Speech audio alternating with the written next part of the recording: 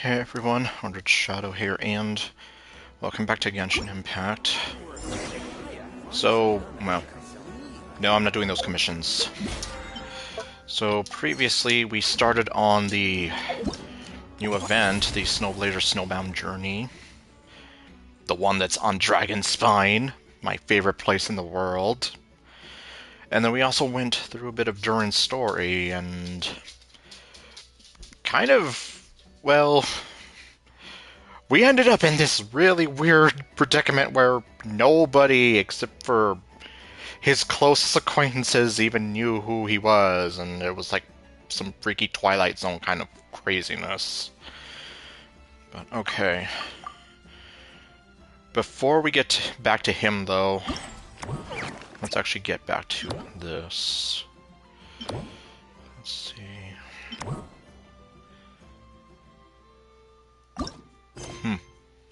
Think again. Okay. So then we're gonna go back here.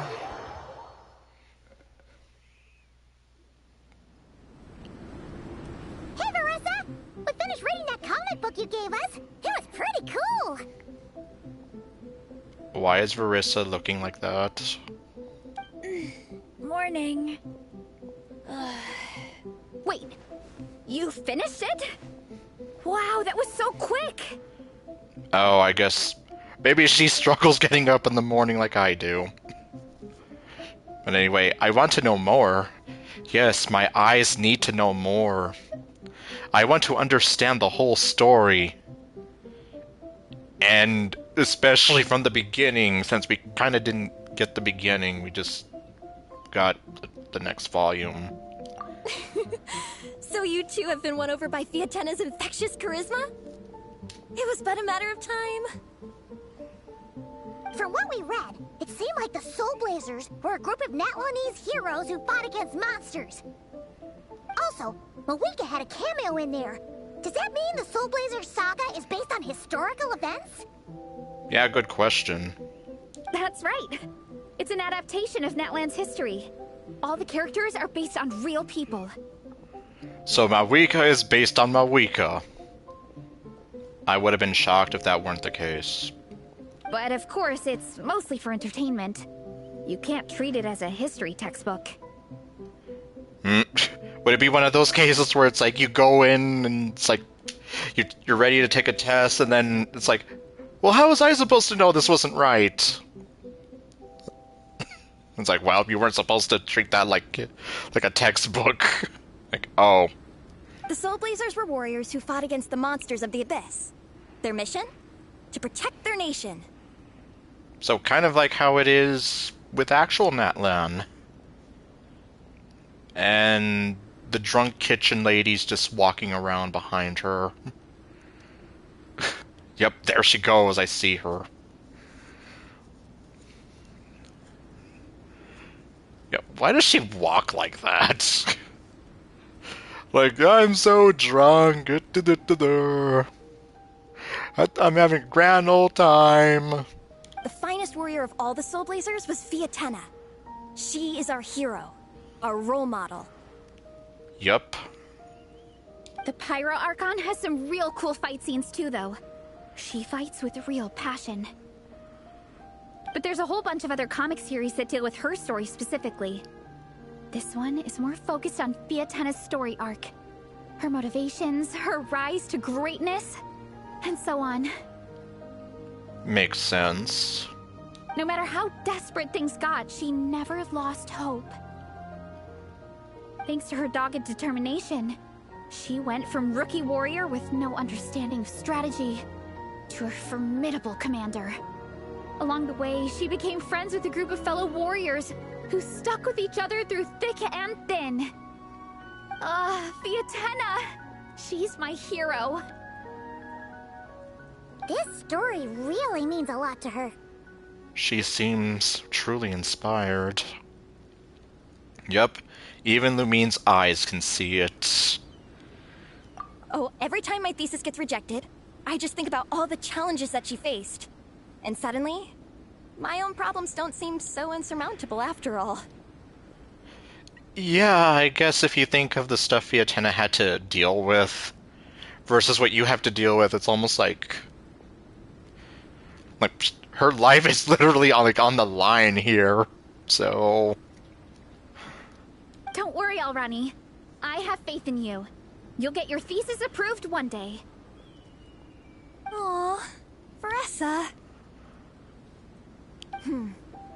You bet I will. Trifling thesis.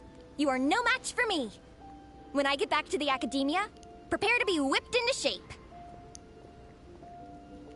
and there's the kitchen lady just walking around all weird.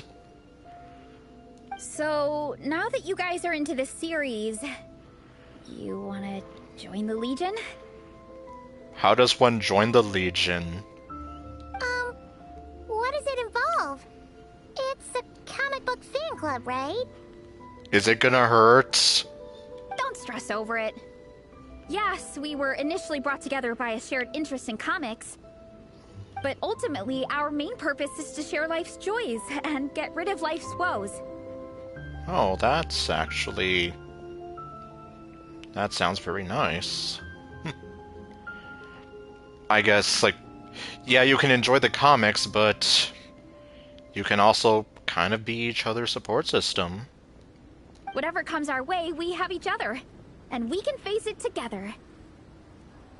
We discuss comics together, eat together, and chill together. Yep, you said eat. So Pimin is already... like, she's already hungry. In that case, Paimon's in! Count me in 2. Me and my eyes are ready. Yes! Welcome, welcome!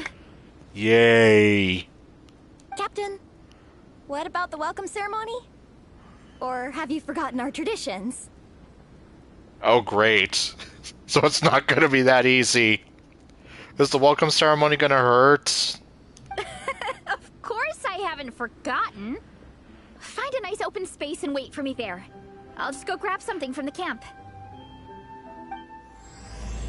Okay, now's no time for tears. Because there's no crying in baseball! Or whatever we're doing. Huh.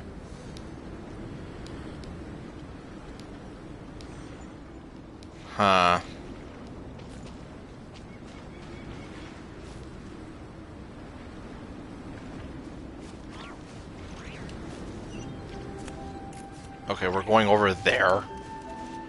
Great.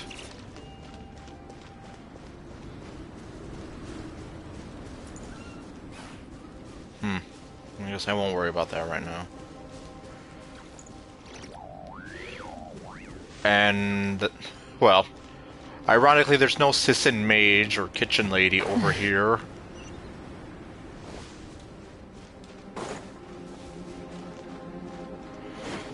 That's kind of weird. It's like, why is she in the cutscenes then? Just walking around, doing that weird-ass walk she does. Here. This is a good spot. Okay, what are we doing? Alrani, do you have any idea what Veressa's fetching from the camp? Probably the relic we used to swear in new members. Relic? Oh! I'm here! Hope I didn't keep you waiting too long. I sprinted the whole way. Yeah, I can see you did. Here, take this. It's a Fiatenna mask.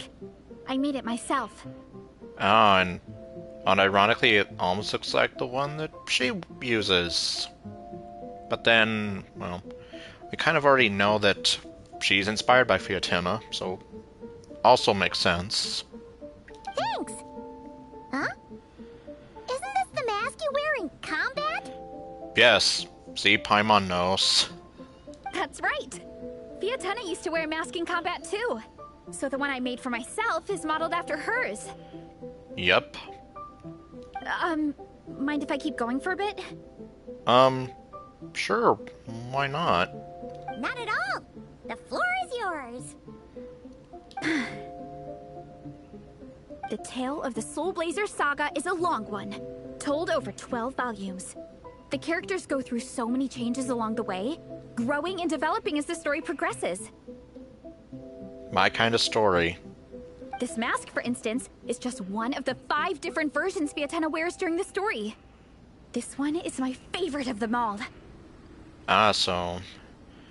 She... Well, okay, yeah, obviously, if she's gonna go through some changes, I guess...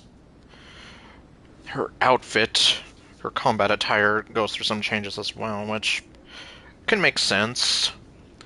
After all, you probably have to change it up for some reason or another. At one point, Vietena goes through a tough phase where she's disillusioned after fighting so many battles, but her friends are always there for her even through her darkest time. With their encouragement, she was able to rally and get back on her feet. And this is the mask she wore when she made her comeback! Ah. In my view, that makes it the perfect relic to use for inducting new members into the Legion. Oh, this ceremony just got super ceremonious. Obvious. Pointing of the obvious is obvious. Hold on to it. You're gonna need it during the ceremony. Okay. Oh! Captain, is it time? Time, of course! That's what the false Taraka wanted. Okay, no. Now, Traveler and Paimon, join me in reciting the Legion of Soul Blazers Creed, which we will cry out at the top of our lungs. Wait, we have to shout it out? Lumine's eyes weren't ready for this. Yeah. Just imagine you're bursting with praise for the chef after a sensational meal. So is this basically going to be the equivalent of the I am ugly and I'm proud? Or, for me, sometimes, I get so happy hanging out with my friends that I just want to shout, "Thank you!" as loud as I can. Alright. When you believe in something, you shout it for the whole world to hear. Exactly. I couldn't have put it better myself. Now, repeat after me. Oh boy. Okay. Well, this is going to be a problem for Lumine, considering she's unable to talk 80% of the time. Through pain and defeat, we shall never fear. Through pain and defeat, we shall never fear. Okay. Yes, thank you, finally. More Lumine talking. I will always champion love and imagination. I will always champion love and imagination! Well, except for that part, apparently. Great! Soul Blazers, as of this moment, you are now members of the Legion. Well, that wasn't exactly shouting as loud as they could, but... Okay, sure. We'll go with it. Nice! I can't wait to tell Shilonen the good news. If I'm not mistaken, she's out training with Minnie and Igong today. Got it. All right, let's go. Alright. Oh, all the way down there. Well, good thing we can just do this. And there they are! Uh-oh. Oh, okay.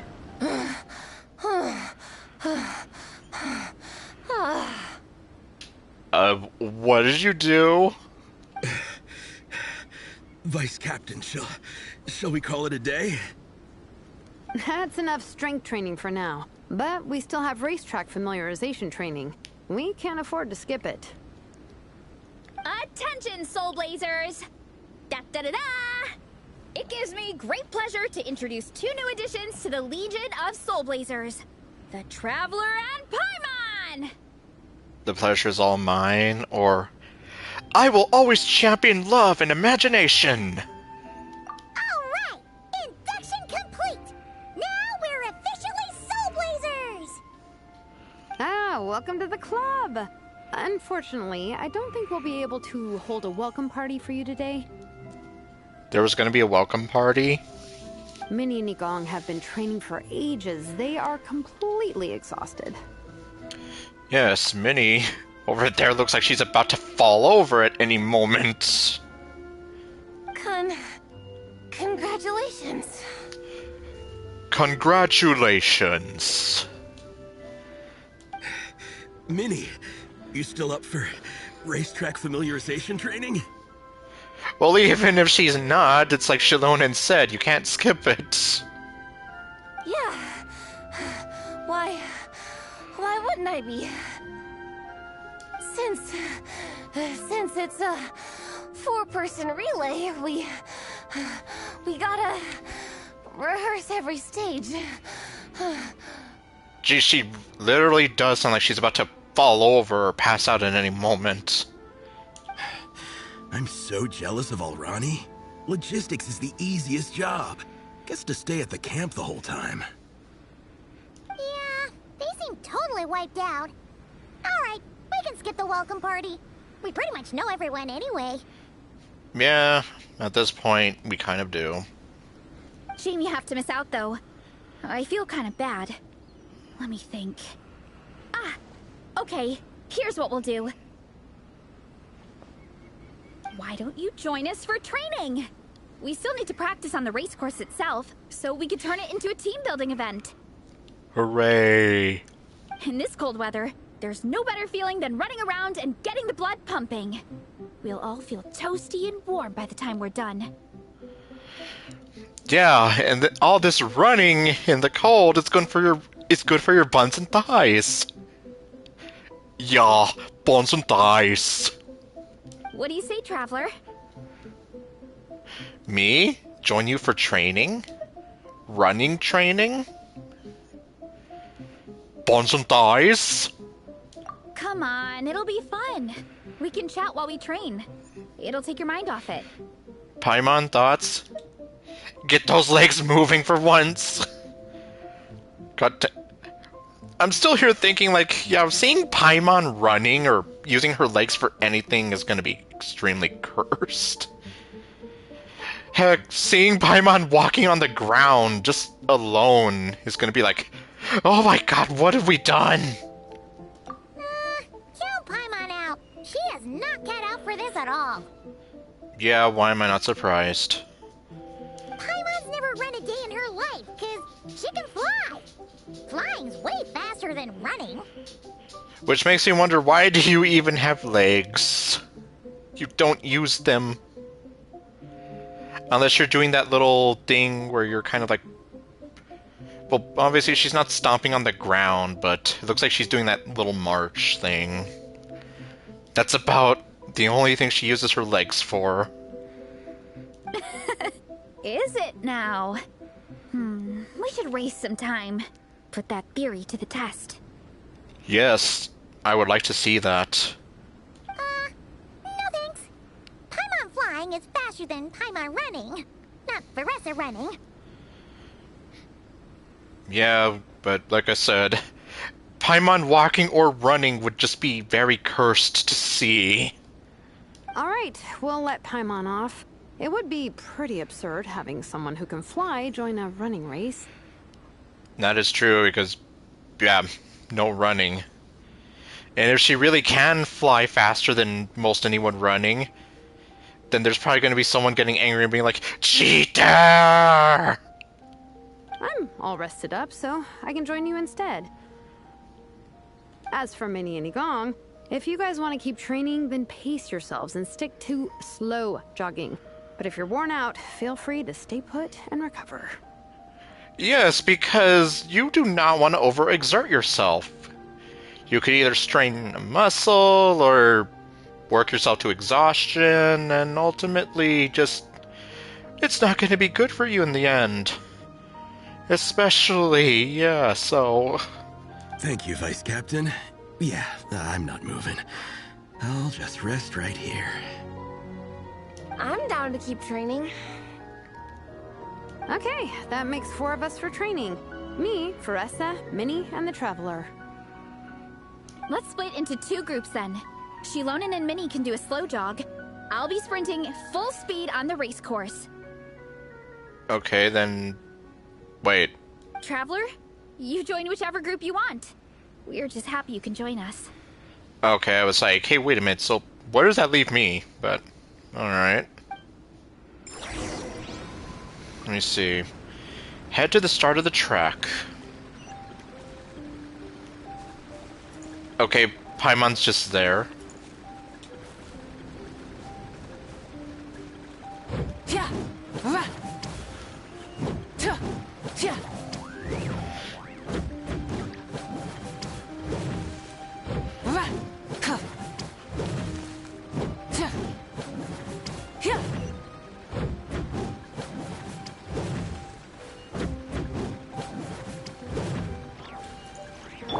Well, not that it's gonna do anything.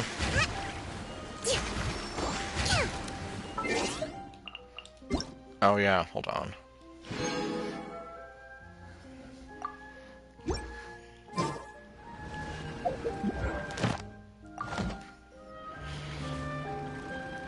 Actually, hold on.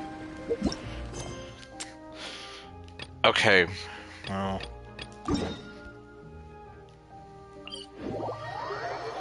Maybe I should actually try taking care of some of this. Care for a walk? Kokomi, you charmer, you. Okay, well, hold on. Wait, wait, what? No! I was like, yeah, why is it telling me to go there? Yeah, because I'm like, yeah, it should be pointing me over here.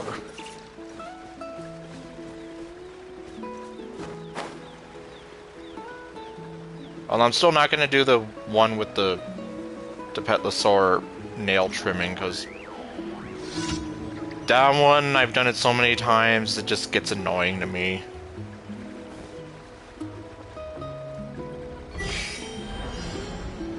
Okay.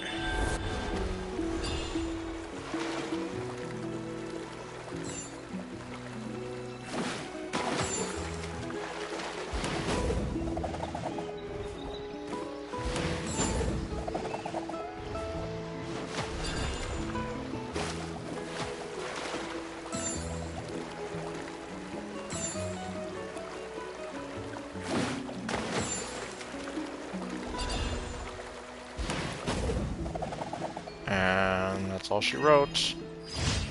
And I literally ended it in the same place I did last time.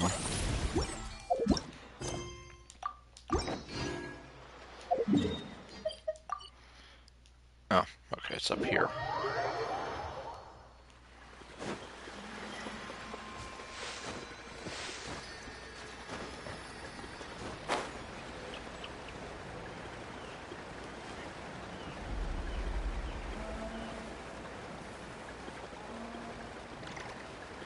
And I guess just so I can try something a little bit new, I'll use the characters I have here. So, hi guys!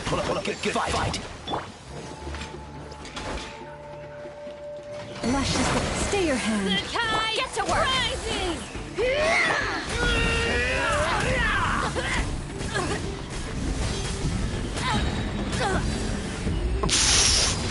Man, she just got owned.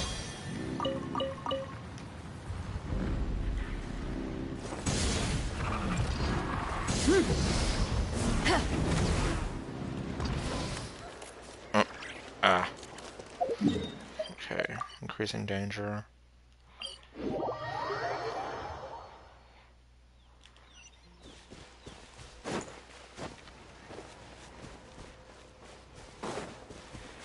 Okay, well, I don't have Nahida, so this is gonna be interesting.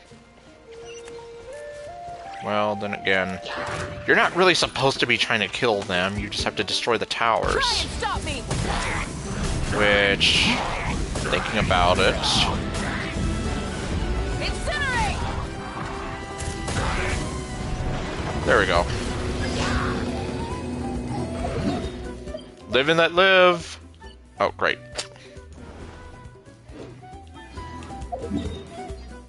No, not that. Oh, okay, that's the last one. Well, then I'm out of here.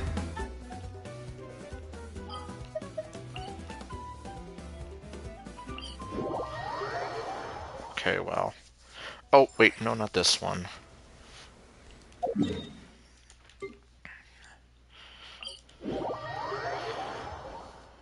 Oh, you're dripping wet.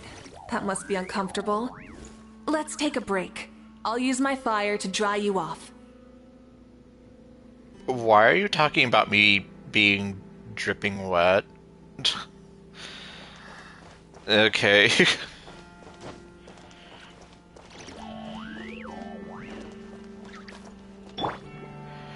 Okay, well. Let's see. I have very mixed results with this boss. By the frost moon of old. Fulfill our pact! Laline, eats Papa, get him! Full throttle!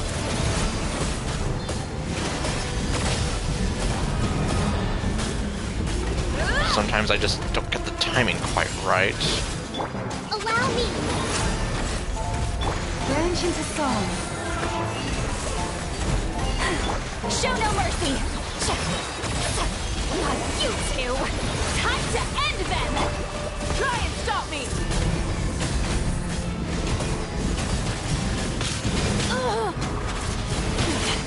Not bad. Okay, yeah. With one heart, we pray. Fulfill our pact! Billowing surge!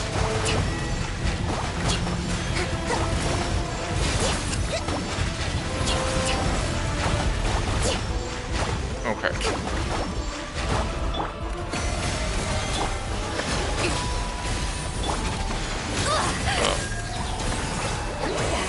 Suffer the wrath of the Eastling! Okay, anytime now.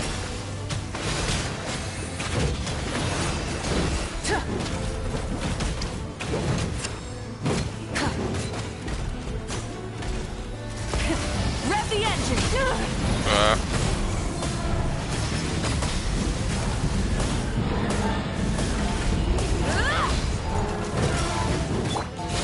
Uphill battle! Oops, wrong order. For the everlasting forest. Try and stop me! Well, okay, now he's doing the thing. Pyroclastic surge!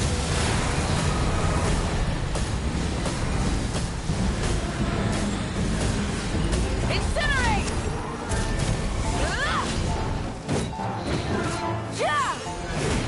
Get to work! Laline, eats Papa, get him! Hold the line. Lush as the moonlight. Okay, that ought to do it. Yeah, I just want to... Better safe than sorry, as they say.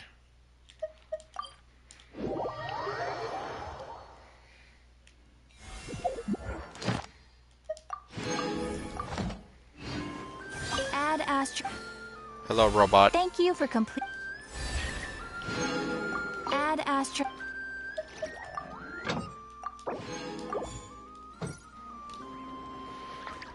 Okay, and then... Yep. Hi, I'm just here to steal stuff. Bye.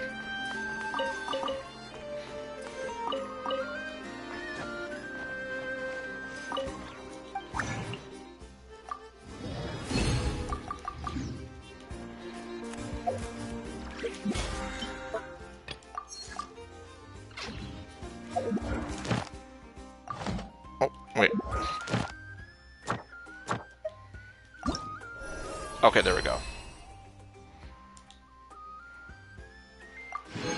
I will take that. Okay, good.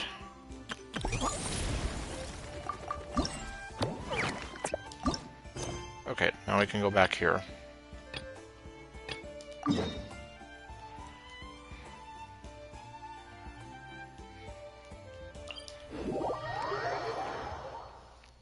I heard that you're not supposed to stare at bright white surfaces for too long. Is that really true?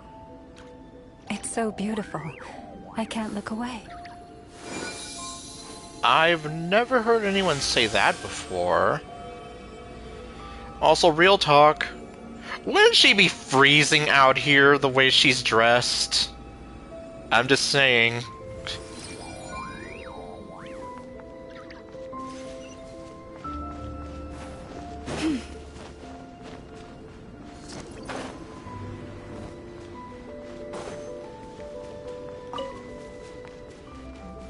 Okay, so then...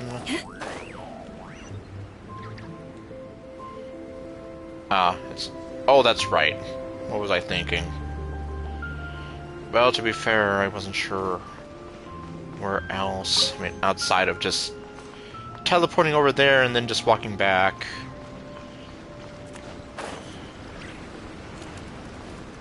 I guess I just kind of figured this was more fun. Wait, do I have to go through this all over again? Vice Captain, shall we call it a day? Apparently I do. Oh well. That's enough strength training for now. Attention, Soul Blazers! Da da da da! All right, induction complete. Now we're officially Soul Blazers. Ah, welcome to the club. Minnie and Igong have been training for Congratulations. I guess if there's any consolation, I can choose some of the other options. Minnie. Yeah. Since... Yeah, they seem totally wiped out. Alright, shame you have to miss out, though. Why don't you join us for training? In this cold weather. What do you say, Traveler? And I didn't say it before, but why the close-up on her feet? Seriously, someone at MiHoYo has some explaining to do. Come on, it'll be fun. We can chat while we train. It'll take your mind off it. Yep, happy early New Year and late Merry Christmas to you two as well. Count Paimon out. Paimon's never run a day in her life. Is it now? We should waste some time. Put that theory to the test. And like I said, seeing Paimon running or using her legs for their intended purpose would just be cursed. No thanks. All right, we'll let Paimon off. It would be pretty absurd having someone who can fly join a running race. And cursed. I'm all rested up, so I can join you instead. As for Minnie and Igong... Thank you, Vice Captain. I'm down to keep training. Okay, that makes 4 of us for training. Let's split into 2 groups then. Shilonen and Minnie can do a slow jog. I'll be sprinting full speed on the race course. Yes, although, like I told you before, I cannot play Wuwa. Although, yeah, like... They are just really tempting me, like... Beautiful girl who's kind of tsundere, pretty much like Ishtar or Rin Tosaka. Very attractive British accent. It's like, my god, you are like... Without even trying, you've already made me love her, and I haven't even touched the game, and I'm just like, ugh. Like, you guys are really tempting me, but it's like, I can't. Traveler, you join whichever group you want. Okay. Die, Paimon! You're the final boss! I'm sure of it!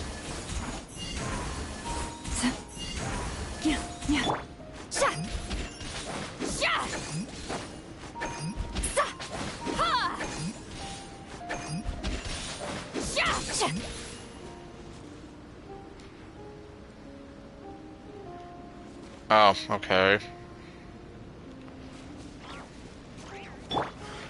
Die!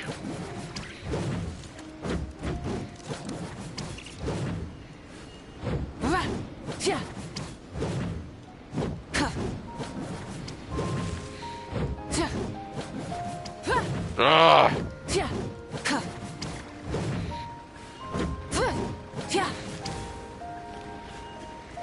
Okay, I'm done. But you can hear music from this game? Are you? Or wait, do you mean Persona or literally Genshin Impact? Because I'm just here like, wouldn't that cause problems?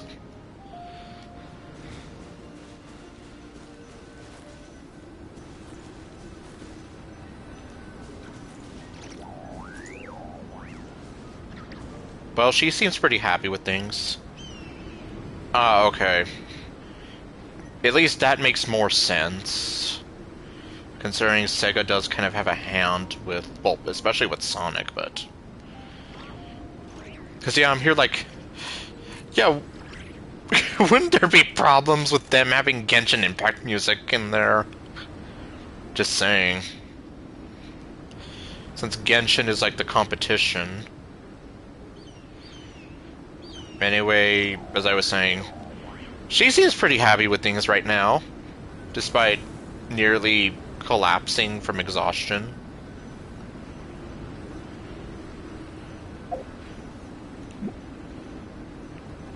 And I will never not get tired of this.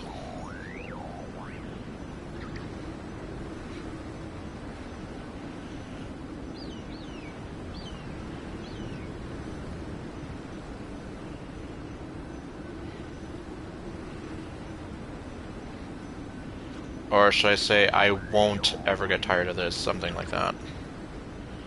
How long does she stay like this?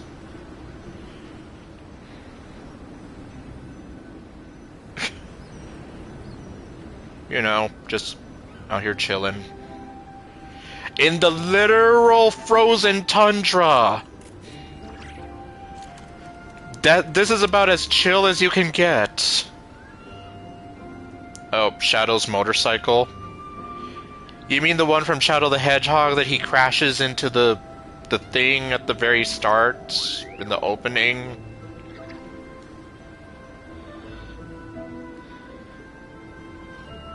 Seriously, how long does she stay like this? Is she gonna just pop out of her idol anytime soon?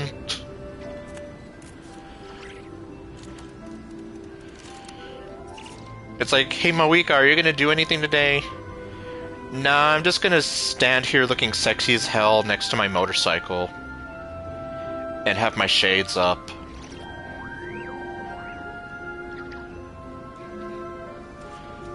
Okay, now she's doing something.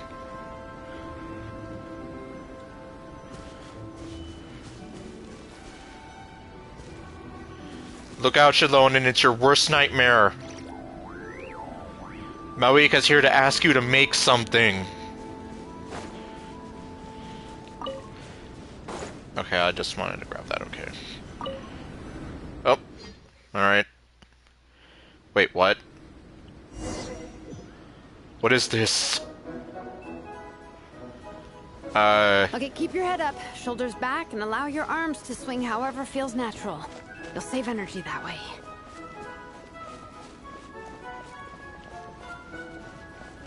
Minnie, your baseline fitness is still limited. Don't go full throttle right out of the gate, okay? Start slow and steadily build up your speed. I'm literally running circles around her. Seriously, she's about to keel over! Why are you pushing yourself?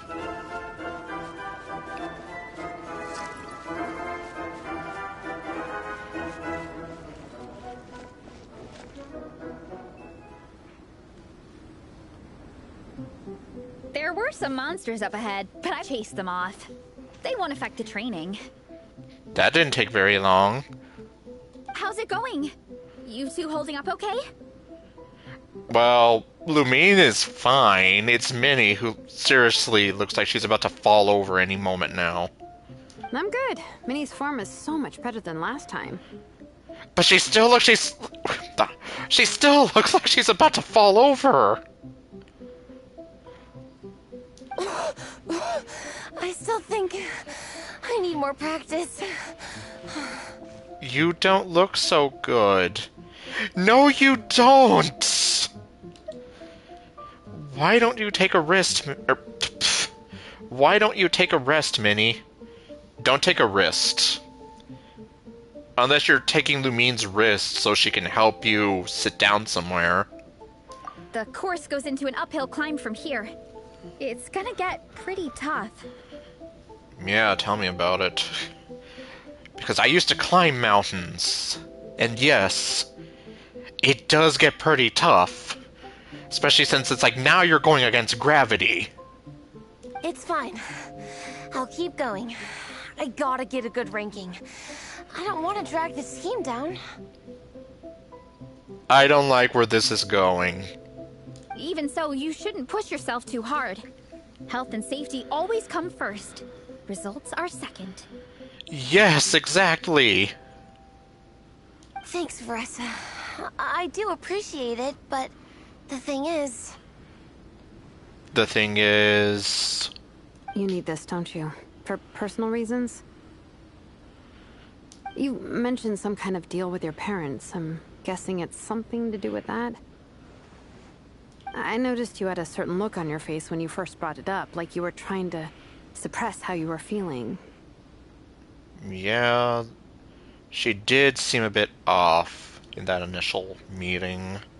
In my view, when a kid makes a face like that, it's actually a cry for help. Yeah, and they usually don't want to outright say, I need help. So, what's really going on? You can tell us. If you keep it to yourself, we can't help you fix it. Yep. It's like my long-lost uncle used to say, the squeaky wheel gets the oil, right? I remember Minnie saying in one of her letters how she hoped to go to Inazuma one day and work as an assistant comic book artist. Maybe she'll get to meet the foxiest woman in all of Inazuma that way. Who as I keep mentioning, I have a love-hate relationship with her. I'm sorry, what?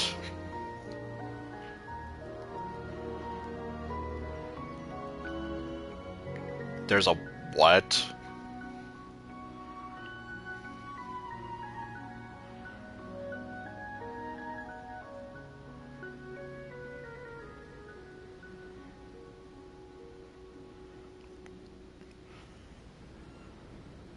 There is Honkai.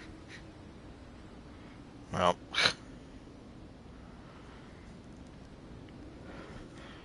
And ironically, I was watching some sort of video the other day about the fan service levels in gacha games. Apparently Genshin, according to this guy, is like level 2 of 7. Oh, I see. I honestly forgot where Wuwa ranked it. It might be either 2 or 3, but if it's literally just characters and miniskirts and like that's literally fan servicey to the point of I don't know, like that's got to be at least a 4 or maybe 3, I don't know. And I was kind of surprised. I don't think the guy even put Fate Grand Order on there because I'm like, have you seen some of those designs? Do I need to remind people that Avenger Kama exists? And that her third ascension makes literally no sense, but who cares? It's one of the hottest servants in the entire game, just... well... I guess good for them, I suppose. That or become a prop maker, building true-to-life comic book items for fans. That would actually be pretty cool, too. But her mom and dad aren't very supportive of her goals. Could that have anything to do with the relentless training? Oh, the typical... You need to do something real and stop being so childish. You need to do something that's actually gonna do something for you and give up these childish fantasies and things like that, I guess. Oh, okay. I'll explain. Okay, yes. Because I obviously could be wrong. Veressa's right. My mom and dad don't approve of me moving abroad for work. Okay. So it is like a case of, yeah, we want you to stay close to home and be, like, having a safer job.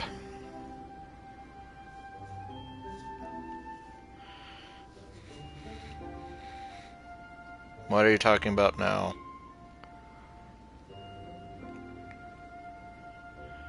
Oh boy.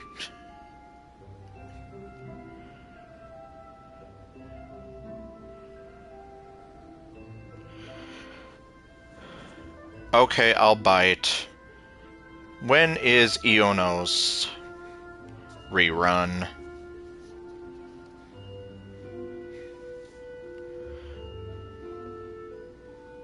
Since you will not stop talking about the game. Despite the fact that I keep saying, no! Stop trying to make me play the game. I'm the baby of the family. There's a huge age gap between me and my older brother, and I was a pretty sickly child, so my parents worried a lot about me growing up. Okay, that makes some sense.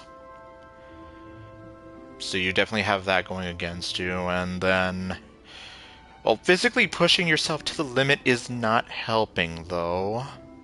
They don't like the thought of me moving so far away from home. They say they'd always be worrying about my health. Well, that's a natural thing for parents to do, especially for their children who may be struggling in such a way. January 15th.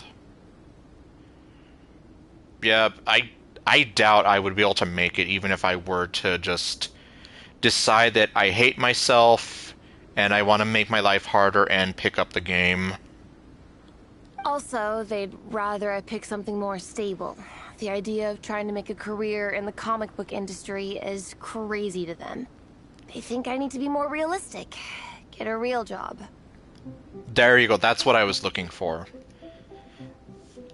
They want you to get a realistic job and not something so, you know, out there and possibly unreliable.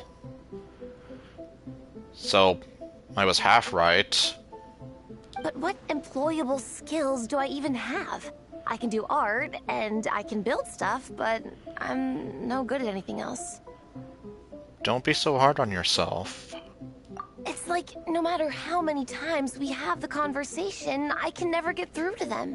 They treat me like I'm just a little kid living in a fairy tale world. But this time, the situation is different. Suddenly, my friends came all the way to Mondstadt to see me because of our shared interest in comics. And then we signed up for a cross-country contest. That really surprised them. I'm sure they don't believe I can do it. Yeah, for obvious reasons.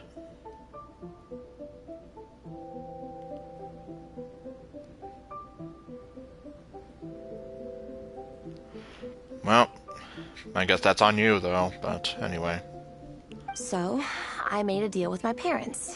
If I pull this off, and my team gets ranked, they have to start taking me seriously about what I want in life. But if you lose, you have to give up and go back home.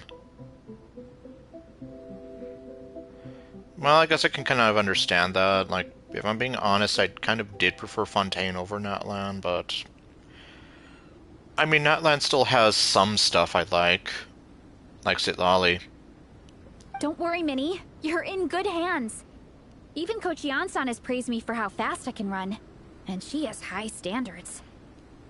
Yes, because she's literally rolling around at the speed of sound. And you've seen Shilonen when she gets going, right? She's as tough as they come. A real hero. She fought wars for her tribe. As long as we do well enough to get ranked, your parents will come around, right? I'm confident we can do that. We are all behind you on this. Oh yeah, Chaska with her big, huge freaking gun that she can ride around on. Yeah. Veressa. Minnie, I still remember that time you sent Nepeka some of your work. Artwork of Fiatena, and a mask you built yourself. She showed them off to all the other kids in the tribe, and they loved them so much, they offered more to buy them off her. But Nepeka wasn't about to let go of them. Because it's special to her. And yes, this would probably make more sense if I had played the Children of Echo story, but I haven't gone to that yet, and This is what I mean. It's like, I'm so damn far behind in this game and in Star Rail, and I still need to get back to Final Fantasy VII Rebirth. I do not have time to play another game. Huh? Really? I had no idea anyone would want to pay for my artwork. So then you could literally make a living as an artist. Selling stuff and taking commissions.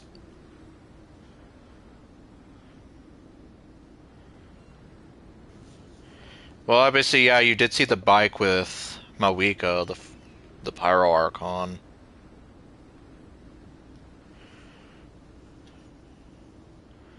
Yes, I know. I've seen it. I've played as Chaska. I just don't have her. Why wouldn't they? Your creations have real value. And while that's subjective in emotional terms, hey, the offer of more is a pretty objective measure. Yes.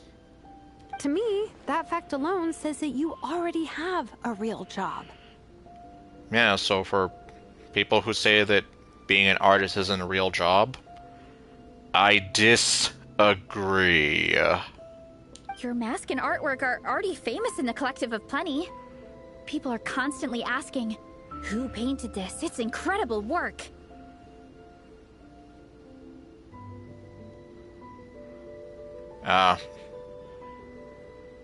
Well, another thing that Natlan has... Cow.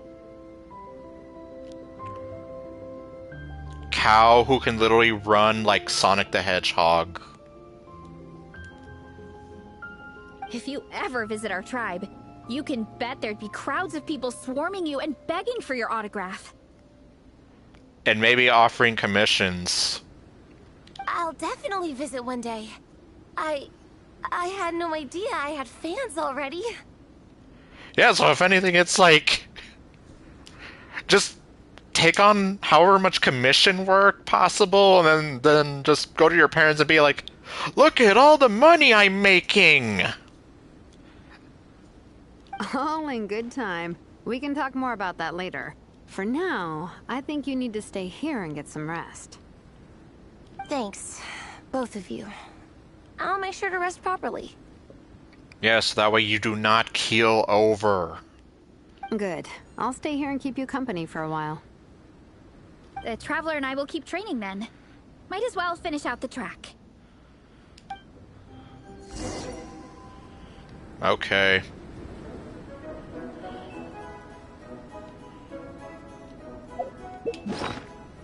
Oops.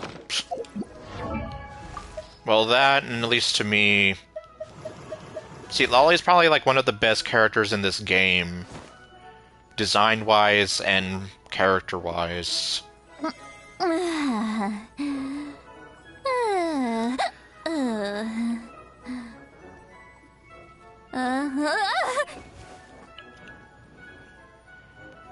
Like, she's probably the first character that I legit say, like... I have not loved a character so much in Genshin since Mona. So it's like, yes. I just adore her. Which is definitely why when her initial banner came up, I was here like, I have to get you, I have to. Especially since you're a cryo character. If I don't, you will literally be put in cryo jail and I will never see you again and I will be heartbroken and I will forever be sad and be like, why can't I have you? Why does this game hate me? But that's not the case, thankfully. Plus, I just like how she gets all cute and grumpy.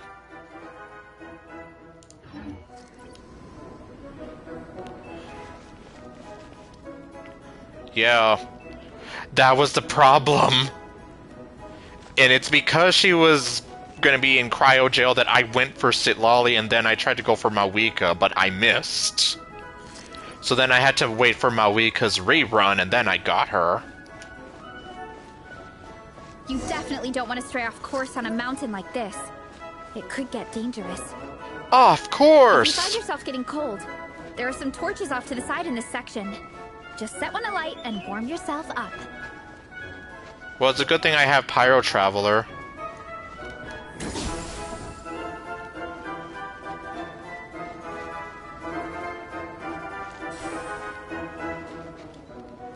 Yep. But like I said, Hurry up, Brassa! rolling around at the speed of sound. Oh, also Happy New Year, everybody.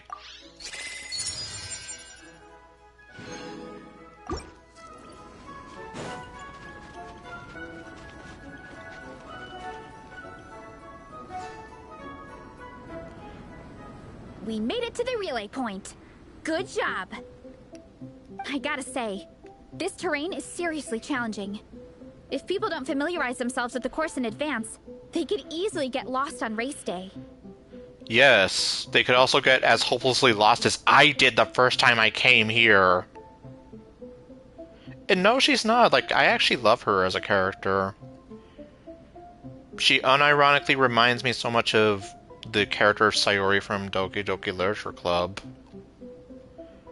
They have, like, that sort of same bubbly energy, and they even look almost similar. Of course, the obvious difference being that Verissa is cow. And, well, Sayori's, like, well, I mean, they both eat a lot, although Sayori's still kind of small and skinny in some way. And yeah, like, yeah, at least it's like, it's still kind of hilarious that she basically is like Sonic. But, like, yeah. I guess it is a little less crazy as opposed to Chaska's big-ass flying gun. And I guess, to a lesser extent, Lolly flying on her little pillow pals. But at least the organizing committee has taken the time to clearly mark out the course. And thankfully, there aren't many wild animals or monsters out here. People should be able to practice without incident. Yay. How are you feeling? Still got the energy to keep training? And I still have not made it to FGO's Part 2 ending. I'm still stuck in Fairy Britain. Which means that I kind of can't do the fricking Christmas event, and I fricking hate it. Like, I don't know why they do that!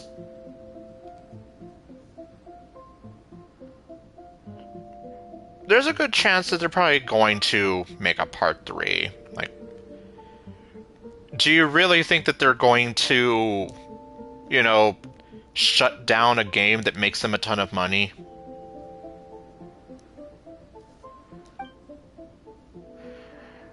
I've got some gas in the tank. Let's go back and meet up with Minnie. Does this matter? Awesome. Then let's get back to it. Whew. The next section looks even harder. Okay, I guess this does matter. Let's make sure to stay alert so we don't leave the course, and pace ourselves to protect our joints. That's what Coach Yan-san would say. Her advice is always spot on. I guess for people that are into knees... There, we got to see Verissa's knees.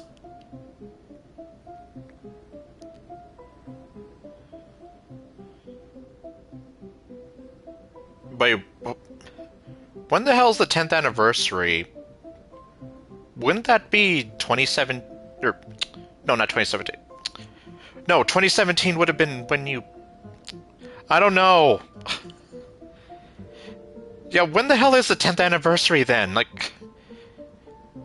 God, when the hell did I start playing? I need to know now. Okay, 2027, because, yeah, I'm here like, didn't I start playing in 2017? Yeah, because obviously we all know Japan got the game first, obviously, and they're 2 years ahead of us. Well, since I'm firing up the game, I might as well just check anyway. Because, yeah, it's like, I remember one of my friends who was trying to get me into the series, like, he was even here telling me about the game.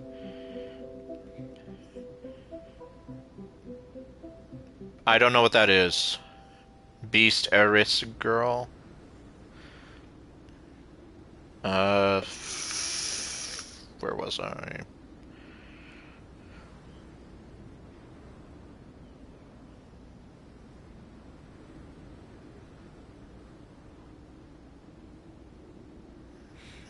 Hold on.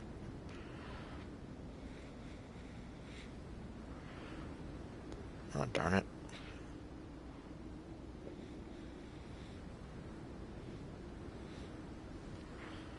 Okay.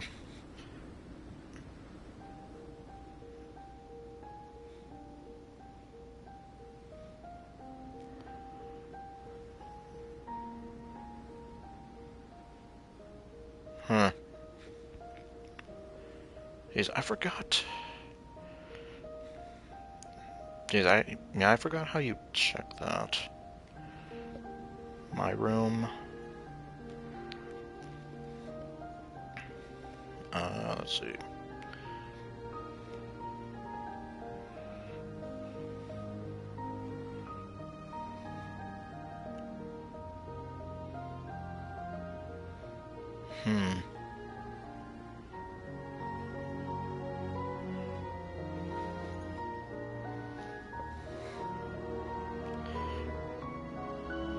Yeah, I kind of wish they did tell you when you started playing. Well,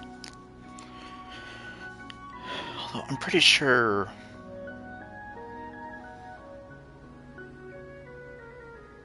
Let me just.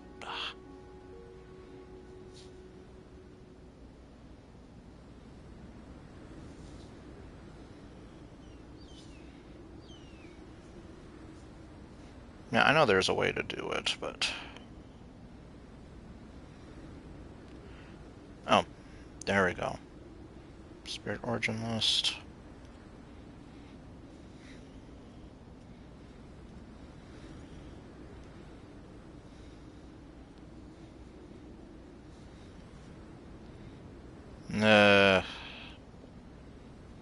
I don't know.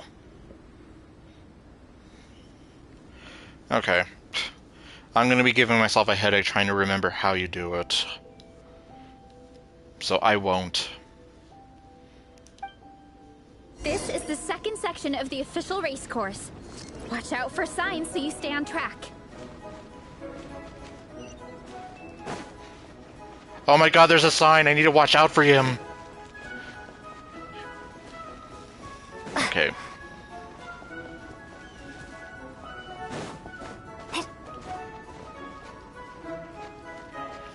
Yeah, I guess obviously Olga Marie makes the most sense, just, you know, all things considered.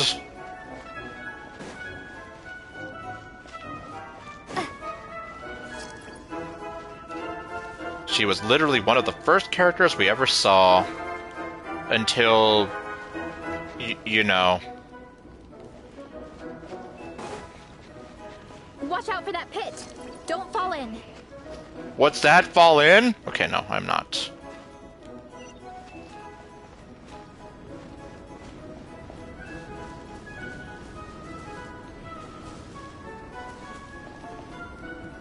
Well.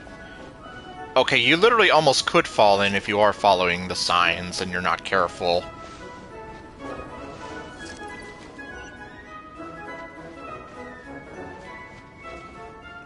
Oh, great.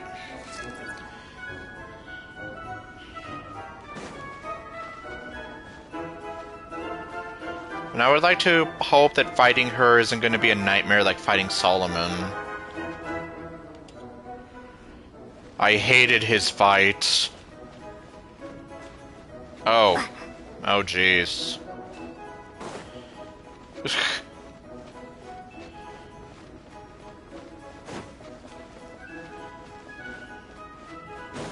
Yeah, I don't know how I'm gonna do that. Well, I guess at least I have a little, like about a year. Oh. Which I have never fought because I'm still stuck in Lost Belt 6. There's a gap here. If we jump down, it should shave off a lot of our race time. Wait, you're But saying... it's a little risky. Gotta be careful not to sprain an ankle or it's game over. Oh, okay. So right here.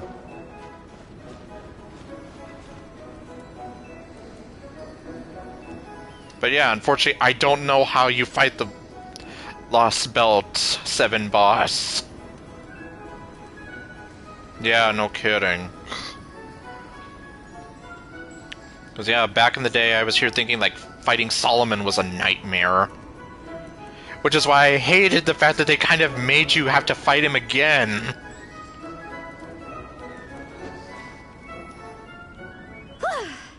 We made it to the relay point of Section 2. That's today's training target officially smashed. Okay. We just need to check out Sections 3 and 4 of the course, but we can do that tomorrow. Alright. Now that we've stopped, it suddenly occurred to me. After a whole morning of running, we're still only halfway up the mountain. The day is young. You want to climb to the summit? Kinda? But then again, I'm already freezing. And it must be even colder up at the top. Yes. I can't tell you how many times I've climbed that stupid mountain and almost died or froze to death. Like, I hate that. I hate this place, and I'm always here like, I never want to come back here.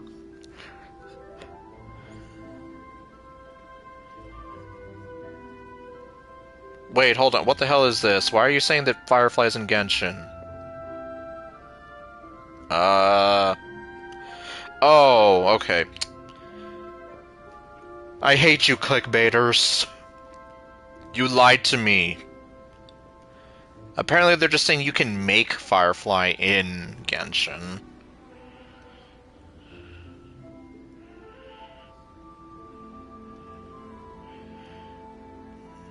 Let's see, you will...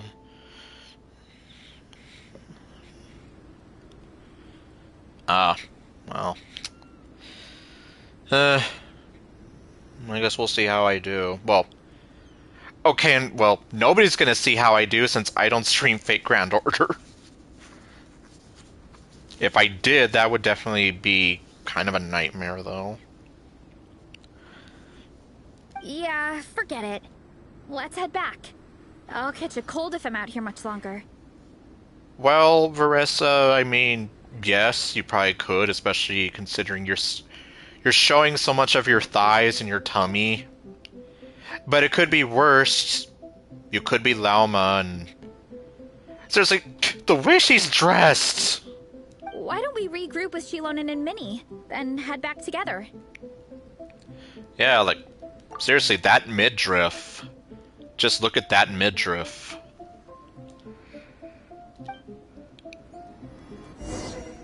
Oh, okay, it's just gonna warp us back down there. Hey, you two. We're back. Yup. 3, actually. Igong came to join me and Minnie while you were out training. Paimon, go away. Yeah, I felt bad slacking off while everyone else was going the extra mile. Lumine is horrified at what you're doing. And, well, Paimon's also horrified. Sounds like the cold's getting to you. Yeah, who did you think you were, Elsa? Just because you're here like, the cold doesn't bother me anyway. Well, apparently it does.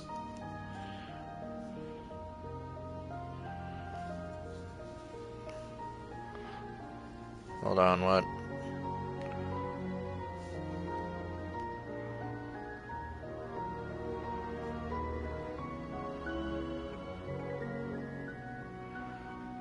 Okay, so basically the usual 7 classes. So, obviously that would mean no Moon Cell, no Ruler, no Adventure.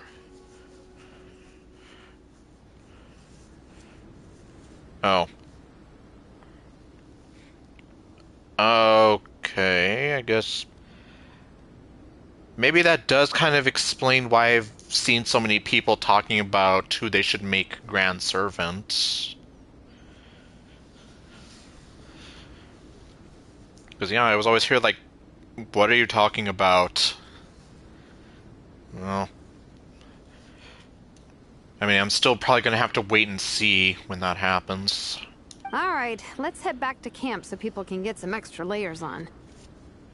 She says that, except your character designs are kind of set, no matter where you go. So if you're gonna be wearing your Daisy Dukes and your shorts like that, well, you're gonna be stuck like that. Yeah, I guess making Artoria the Grand Saber. Oh, okay. Well, Ishtar will always be Grand Archer in my book. I don't care what anyone says, but then I'm biased. Wow, the time's really flown by. At this rate, I don't know if I'll have time for my nap before we hit the city for the afternoon. Wait, why are we hitting the city?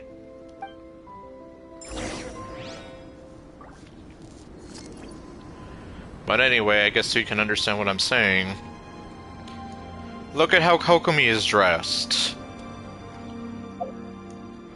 Like, sure, we can see her shoulders, and a little bit of her tummy, and whatever. And her arms with those cute little gloves that only kind of sort of cover her hands. Then look at her!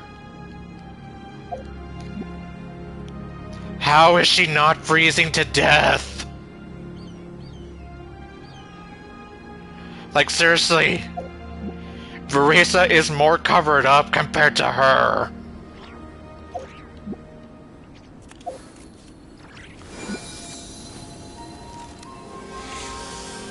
Like... Then again, Lauma's design and her outfit in general just defy all logic.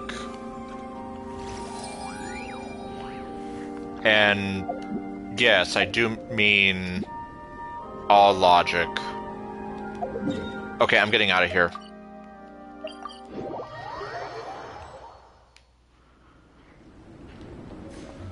Don't want her to freeze. Oh, what am I doing? Oh, okay. Well done on your training, everyone. Now we have some free time before this afternoon's activity. Okay.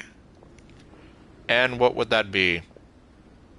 You're not going to tell us right now, are you? As planned, we'll meet by the Knights of Favonia's headquarters at 2 p.m. Alright. And what's the kitchen lady doing with her lantern? I don't know if anyone saw that. She was here doing like some kind of like show-offy trick. It's like, watch me spin my lantern around and catch it in the air.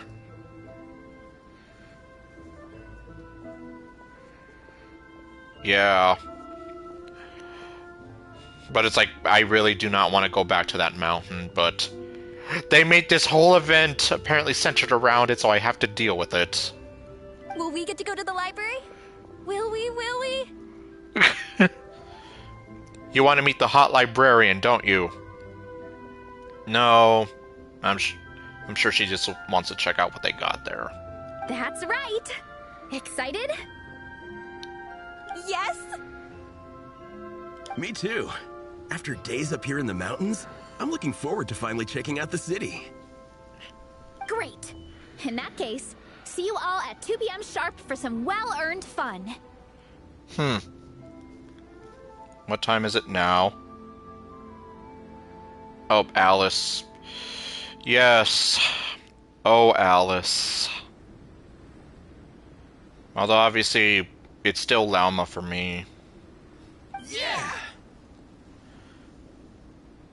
That perked them up. Now that fun's on the agenda, they don't seem so tired anymore. Although, I'm still gonna be trying like a damn fool to get Columbina and Sandrone. It's the stalker lady again! What is she doing? Ah, okay. You want to have her reunited with her mom. Unfortunately, I don't have the adorable little psycho. So that will not happen on my game. Not unless they give us an actual fair chance of getting her and not through some stupid Chronicled Wish ripoff banner. Well, of course. It's important to relax and de-stress after training hard. Yep, isn't it ever? Why do you think they say we work hard, we play hard? Yeah, she did get an upgrade. Thanks to the witch's homework event thingy of sorts. And to eat. I am super hungry right now. Okay, everyone. Dismissed. She does the cute clapping thing. Okay, now what? Promise you won't waste your youth, okay. Rest until after. Oh, okay, we weren't that far off.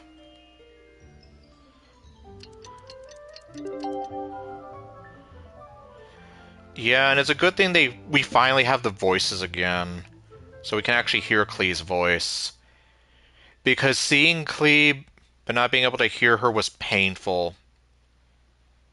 Almost as painful as seeing Fischl, but not being able to hear her. So much pain. Fischl and Ito were the ones that suffered the most without their voices. Alright.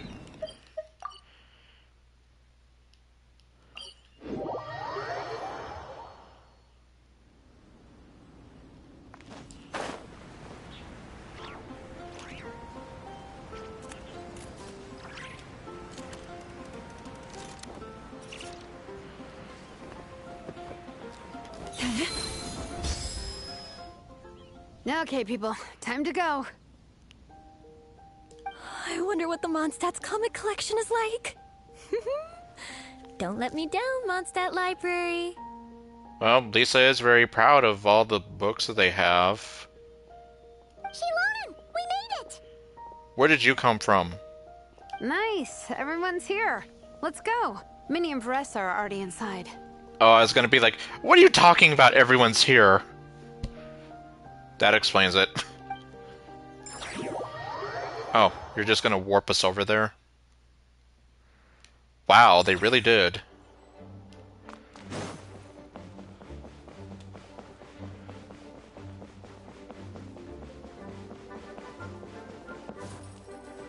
And Lisa's not here.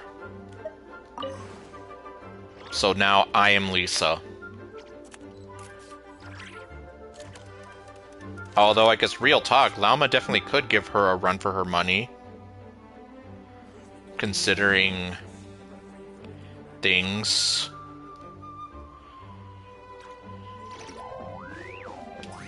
Ready for what now?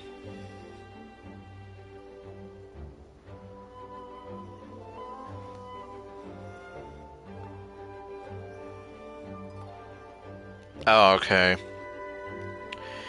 And yeah, I guess given the track record of some of these character quests and just some of the characters in general, Klee's father probably would be a generic NPC, just like Yoimiya's dad.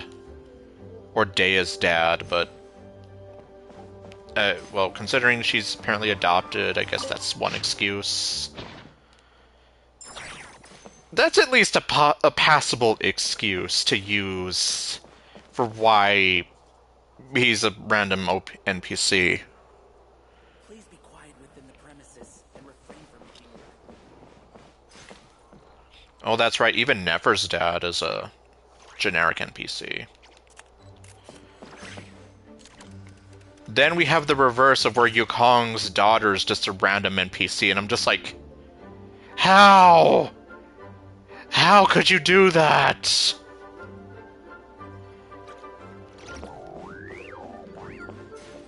There is no Lisa. Is she hiding somewhere? I guess I have no choice. Talk to everyone.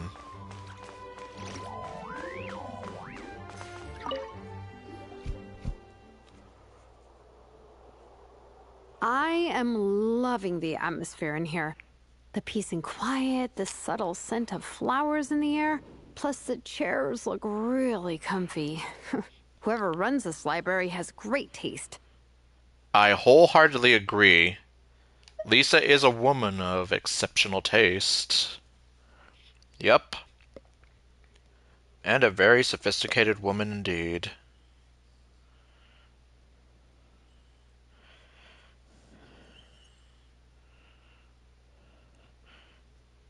He's going to be added to the standard pool? Well, huh. That's going to be interesting to see. Because, yeah, well, aside from the fact that we know that his name is Seamus Pegg, and that he's kind of sort of like following the same path as Barbara, like, that's really all I know about him. Ooh, that being said, what happened to actually running the library? I don't see any staff anywhere. That's what I'm saying. Where's Lisa? Lisa's probably taking her afternoon break at the moment. Okay. Afternoon break? I'm the one who should be on an afternoon break. That's it. Okay, I am taking a nap. You guys go hang with Faressa. I'm gonna find a table to pass out on. Yeah, it's just too cozy here not to. It'd be a shame to waste the opportunity. Well then. There, that table. I have been eyeing it since we got here. It has nap material written all over it. Does it though? Papa has a funny feeling that Lisa would approve of Shilonen's commitment to afternoon naps. Yep, apparently so.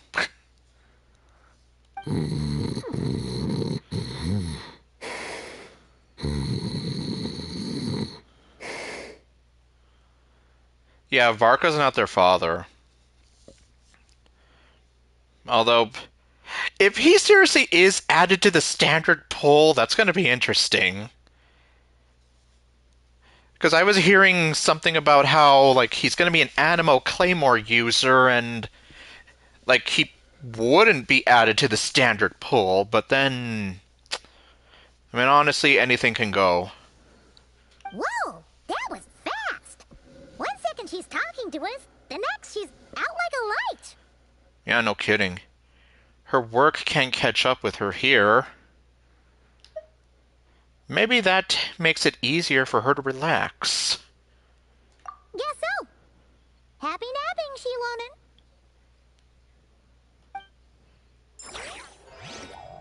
Oh, she's literally right here.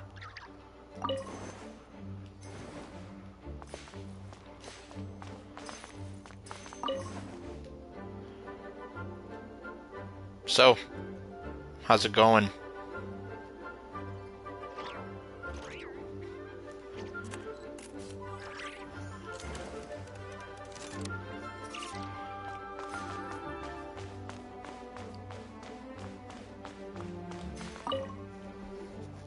They don't seem to have a dedicated section for comics and light novels here. Everything from the Yai Publishing House is grouped under children and teens. Is there something wrong with that? Well, I guess if Yai Publishing House made some equivalent to Attack on Titan, and they put it in children and teens, there would be a problem. There would be a major problem. Oh, he needs Durin. Well, luckily I have him, so I would be fine. There's going to be a lot of characters that need Durin now. Mostly a bunch of characters related to Mondstadt. Everything is wrong with that. Would you put the Soul Blazer Saga on the same shelf as the Boar Princess? Man, no dignity. I swear the nerve of those people. How could they? Hey, watch it. What have you got against the Boar Princess? Congratulations, she doesn't like you anymore. Oh, sorry. I didn't mean it like that. To be fair, The Boar Princess is a pretty good read. I bought the whole set from the Wanwen Bookhouse. What are you reading, Yagong? The Soul Blazer Saga Armored Assault Volume 1. Ah! The Soul Blazer spin-off! The spin-off. Oh boy. Yep. This book was my first introduction to the Soul Blazer universe. It abandons traditional modes of human combat, instead housing the heroes within giant armored mecha, each the size of the Jade Chamber. Where the hell does this come from?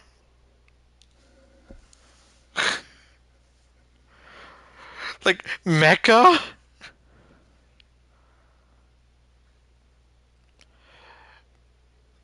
And I have heard that too. Like, well, not her outfit specifically, but like the little like ring that she has around her. That changes depending on the constellation, at least from what I understand. Data miners have already kind of shown that off a bit. In which case I'm kind of here like, I'm not going to be going for her constellations, I'm sorry.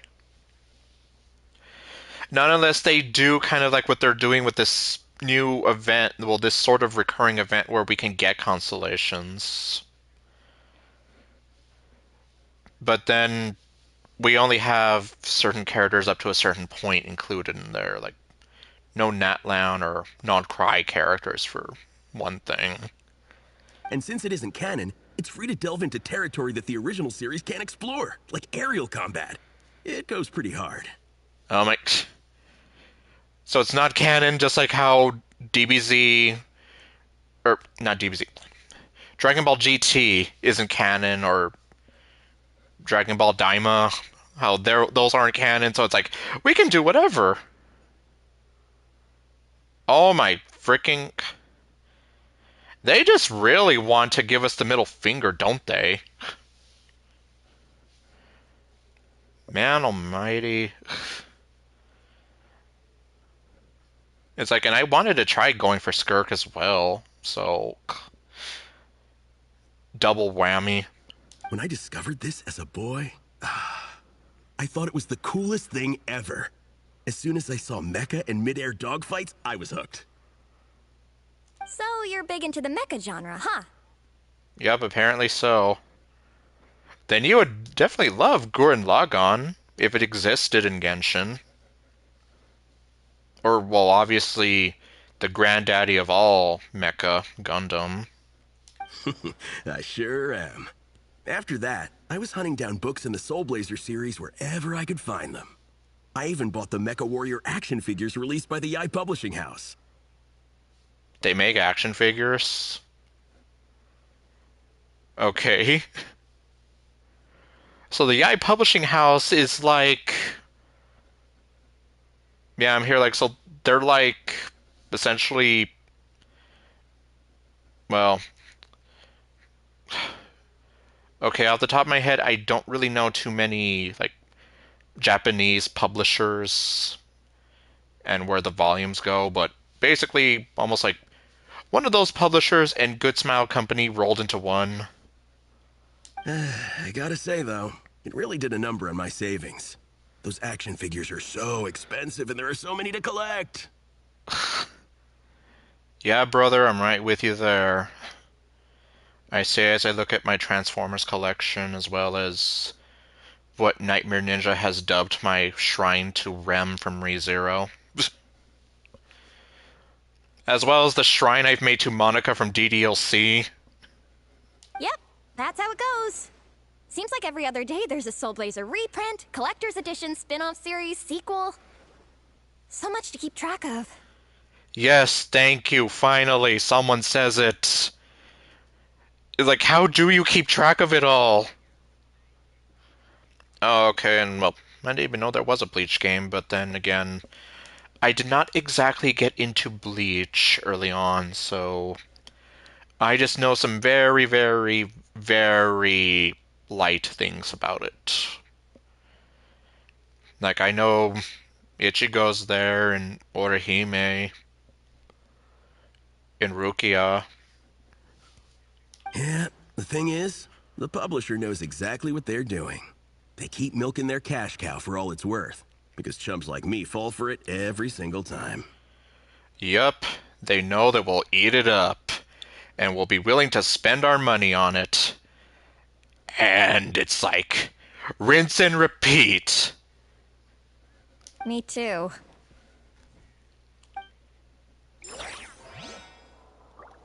Oh, we can actually talk to them again.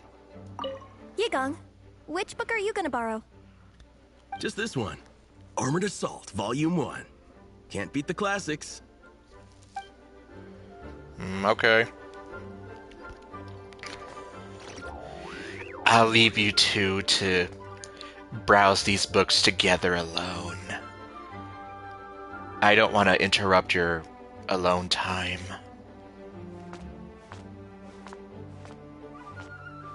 Anyway.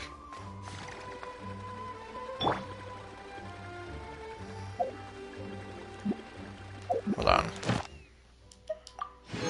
Well, okay, I don't need to do my commissions anymore.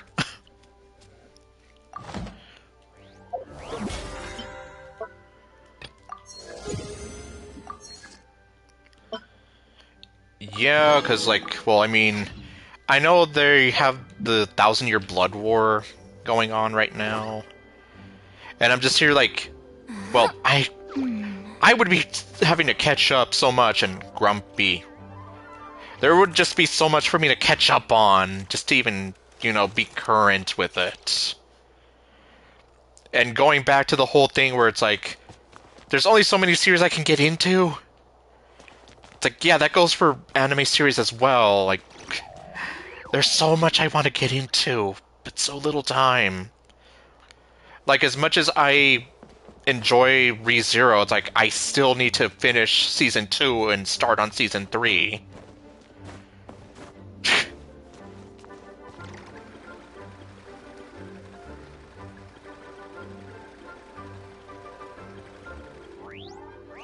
I see.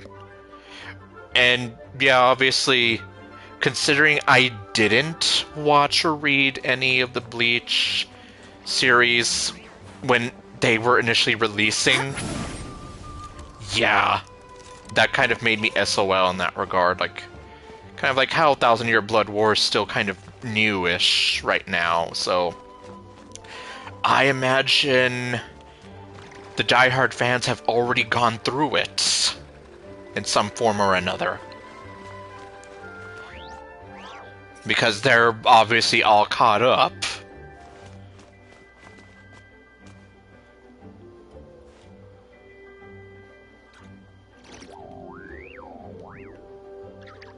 And I have no idea what they're doing.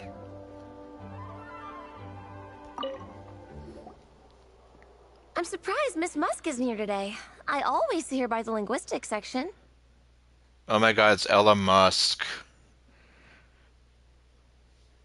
Actually, that's true. She's not here. Yeah, it's not like her to slack off. Maybe she went out to find some hilly trolls for her research.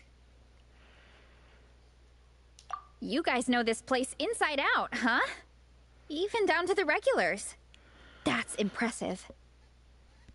Of course, the library is my secret base. Of course!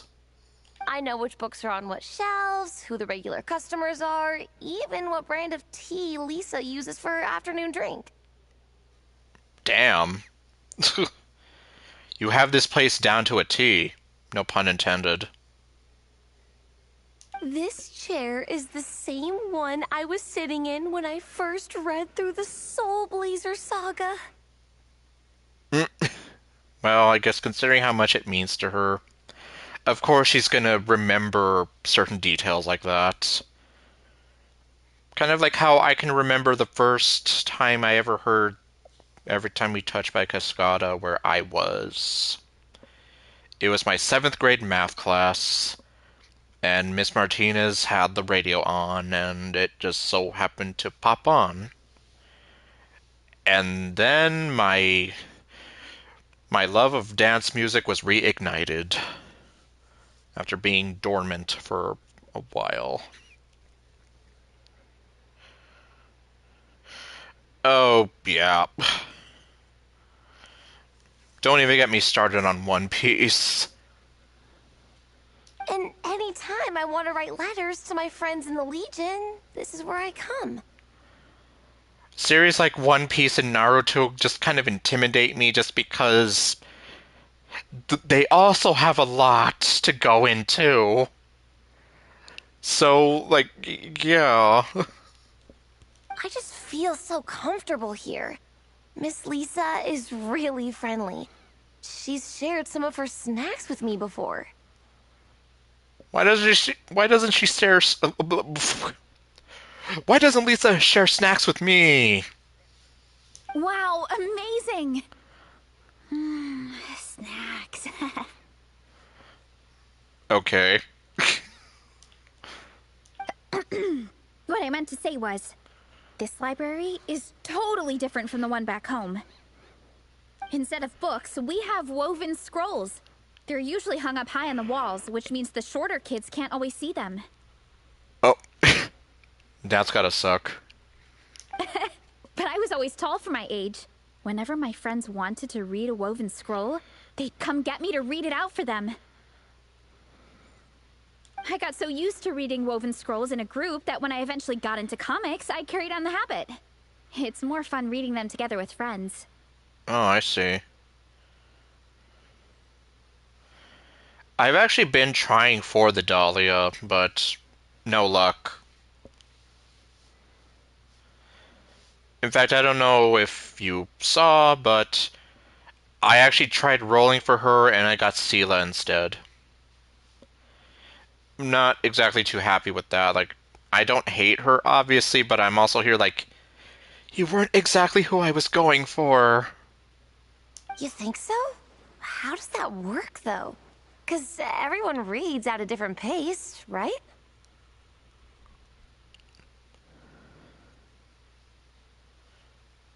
So... Well, then again, like, I can't really honestly answer anything about Boruto either, so... I just know, obviously, sequel series after Naruto marries Hinata, and he finally becomes Hokage after so many goddamn episodes of him saying he's going to become become Hokage. It works fine. The faster readers just wait for the others to catch up before turning the page. Plus, with other people around, you can read for a bit, then chat for a bit, then read some more. Beats reading in silence. Yeah, Super Saiyan 4 and Daima... That redesign... Yeah, at least in GT, I kind of like that a bit more. Not to mention, it doesn't really make sense how he can become Super Saiyan 4 in GT, no. It makes more sense for him being able to go Super Saiyan 4 in GT because he still has the tail. Or, well, he gets his tail back. In Daima, however, it's like, what? Just because he got a super power-up from the Namekian Elder, it's like, okay.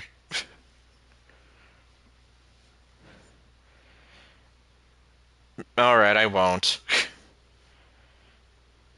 Funnily enough, that's actually how I got to know Shilonen. Ah, okay. This one time, I came to her workshop planning to commission her for a job. When I arrived, I found Nepeka reading a comic book. And it turned out it was the Soul Blazer Saga! Okay, so that's what Nepeka looks like. And as is expected, she is a generic NPC with leopard ears. We were both pretty stoked to meet a fellow Soulblazer fan. And I guess we were chatting so loudly that we woke Shilonen up from her nap. Shilonen's there like, what are you two doing?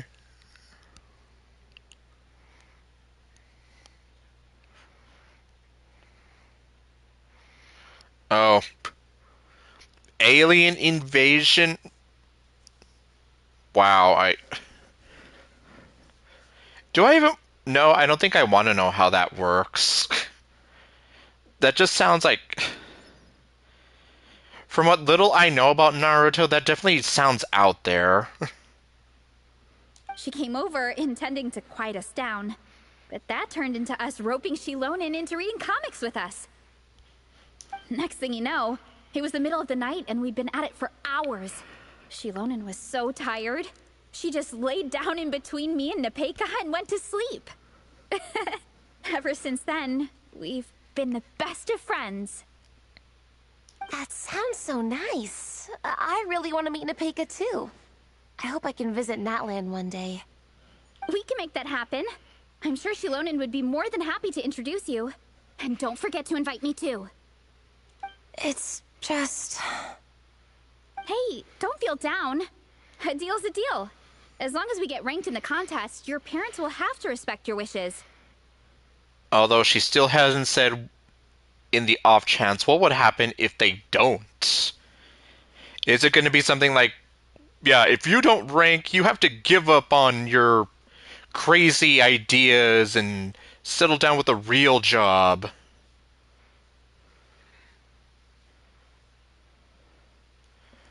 Oh, okay, well... I guess I missed that part.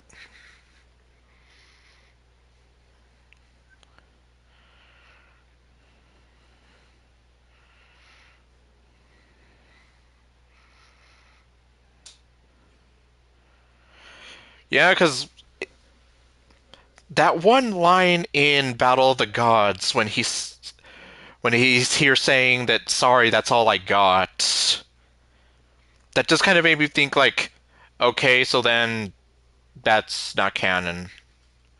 Or like, okay, like obviously we know GT is not canon, but then it's like that happens and I'm just like, okay, what?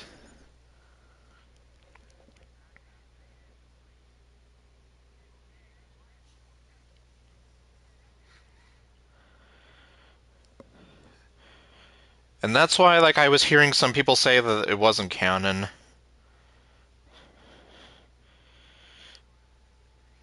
Yeah, especially if you consider how he powered up in the first place, and...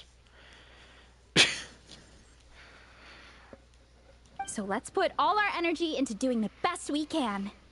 We're gonna get that ranking, and you're gonna go on that trip. Not to mention, Goma already kind of looks like he is a clown. I'll do my best.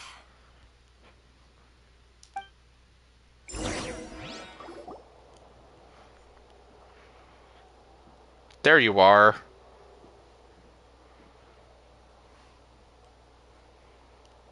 My. Looks like a lot of visitors snuck in while I was on my afternoon break. Hello, cutie. Hello, little Paimon. It's been too long. I will never get tired of her walk. But anyway. We were hoping we'd catch you, but you were on your break, so we just went ahead and, just started doing whatever. Also, Shilonen fell asleep at one of your tables, I'm sorry. That's quite all right. I'm sure your Natlanese friend here has read the library rules carefully and intends to abide by them. Plot twist. She didn't. As for your other Natlanese friend, I'm glad to see someone appreciates the cozy atmosphere. She looks like she's having a wonderful nap. Oh, well. And she did... Shilonen was talking about the atmosphere, and... Okay, I guess... I guess I can at least accept that theory, because I'm just here like... Yeah, how? Because, yeah, in Battle of the Gods, he's literally here like, sorry, that's all I got. And it's like, so then there is no Super Saiyan 4? And then it's like, he does that in Daima, and then, like, I know a lot of people were here saying that Daima probably happens before Super, which sort of makes sense, but I don't know. And yeah, I definitely agree with that. Like, I just don't agree with, like, the huge Popeye forearms. That's one of the things that just seems a little strange to me. But I guess if Super Saiyan 4 is technically a demonic transformation, I guess that makes sense. And why he can never do it outside of the demon realm, which is basically all of Dragon Ball Super. Now then, has everyone decided which books they'd like to borrow? No. Yes, ma'am. I'd like to borrow this copy of Armored Assault. And I'll take this one. Vera's Melancholy. Minnie recommended it. No problem. What about your, leopard friend? Did she want to borrow a book? No, well, she wants to borrow a book to sleep on, probably. Huh? How, borrow a book? Oh, yeah, no need. Thanks. This one was great, but I won't be checking it out. It was a great to sleep on kind of thing, and yeah, exactly. Like,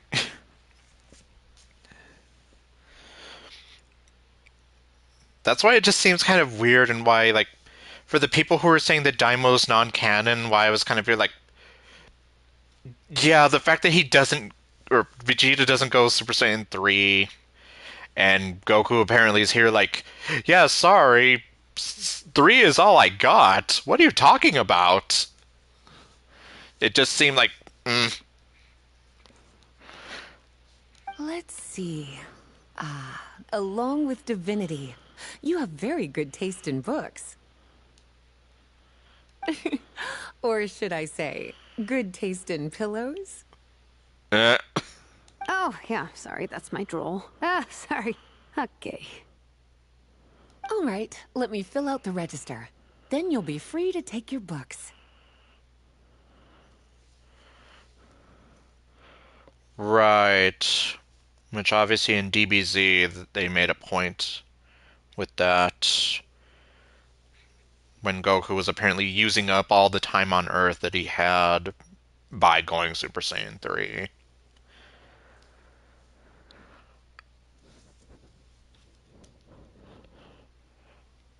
Yeah, I actually forgot about that. Kind of. I guess I didn't realize it until I was like,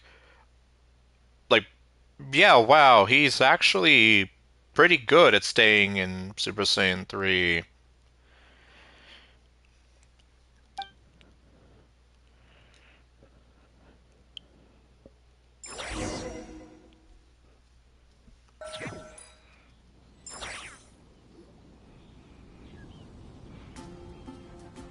My appetite is insatiable today. Must be because of all the exercise. There, for all you fans of Racist Tummy, you get some tummy fan service. But yeah, I guess sometimes I'm almost here like, maybe they sometimes forget some of the rules that they set up. Then again, well, I mean, considering what happened to Toriyama. And yeah, unfortunately. Well, I guess speaking of Toriyama, I mean, considering Vegeta was apparently his least favorite character, I guess you could say, yeah, he's not gonna have, like, the best time doing anything. Yeah, I bet everyone's getting hungry by now. We did push it pretty hard this morning. Plus, the organizing committee had a load of supplies to distribute today. Stuff to keep people warm. Okay. Yep. Yep, he just dropped everything and... But I guess, as someone put it, if there's one thing that proves is that the man loves his wife. Especially if you also consider the freakout he had in Battle of the Gods over Beerus hurting Bulma. I'm ravenous after moving all those boxes. Minnie, you're a local. Any recommendations on where to get a late lunch? More tummy fan service, but okay, anyway. Are we gonna go to the Good Hunter? How about Good Hunter? Their steaks are really good. Yes. Oh, I am so down. I'm craving a plate full of meat right now. Egong, don't tell me you caught a cold again. Yep. But I guess Bulma just decided to hit him where it really hurts. Sounds like we should get some hot soup for the table. Come on, let's go.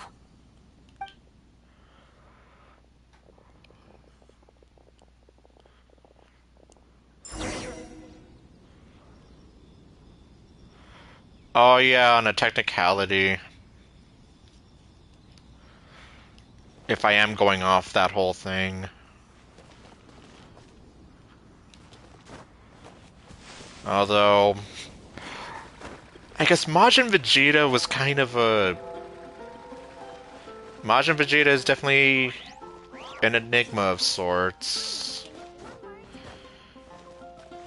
Because it's like... If Super and Daima proves that he loves Bulma, the fact that he went to the dark side and murdered a shit ton of people while Bulma's there watching in horror, yeah, that's definitely...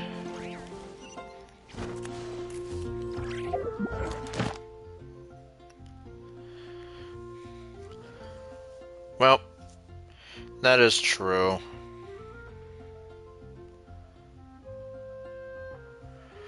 Yeah, he just wanted the power buff. Imagine. She could have saved so many people at the World's Martial Arts Tournament if she had just said, if you don't stop doing this shit, we're not gonna have the bath anymore. Going into a trance is risky for most people, so don't get any ideas. Grumpy.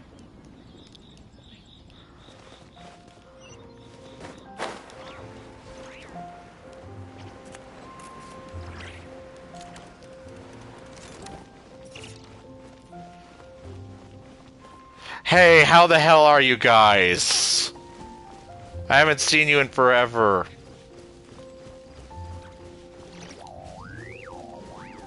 Did you hear what happened with the sky in Natlan? Yes, we have. Why aren't you talking about Not Cry? Oh. What happened now? Why aren't you talking about Sandrone and Columbina being a wanted woman?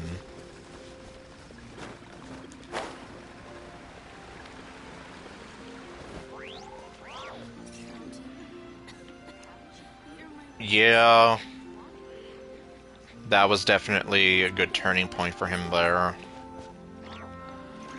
Even though it wasn't his Trunks, obviously. Well, you know what I mean. Not the Trunks in his timeline, the grown-up future Trunks.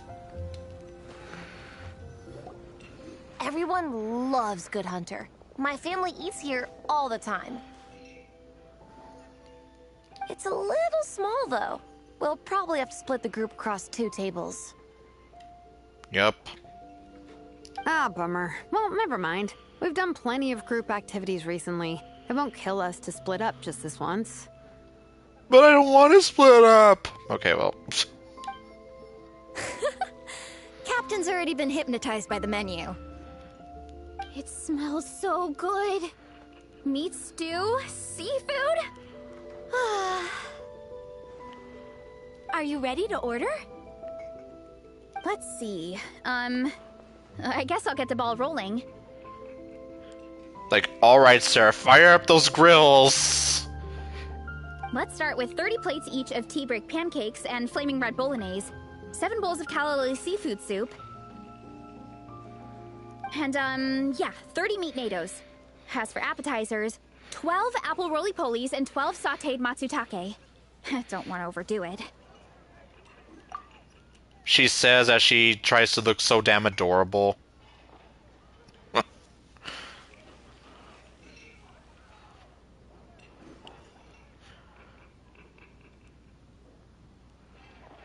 Oh, yeah.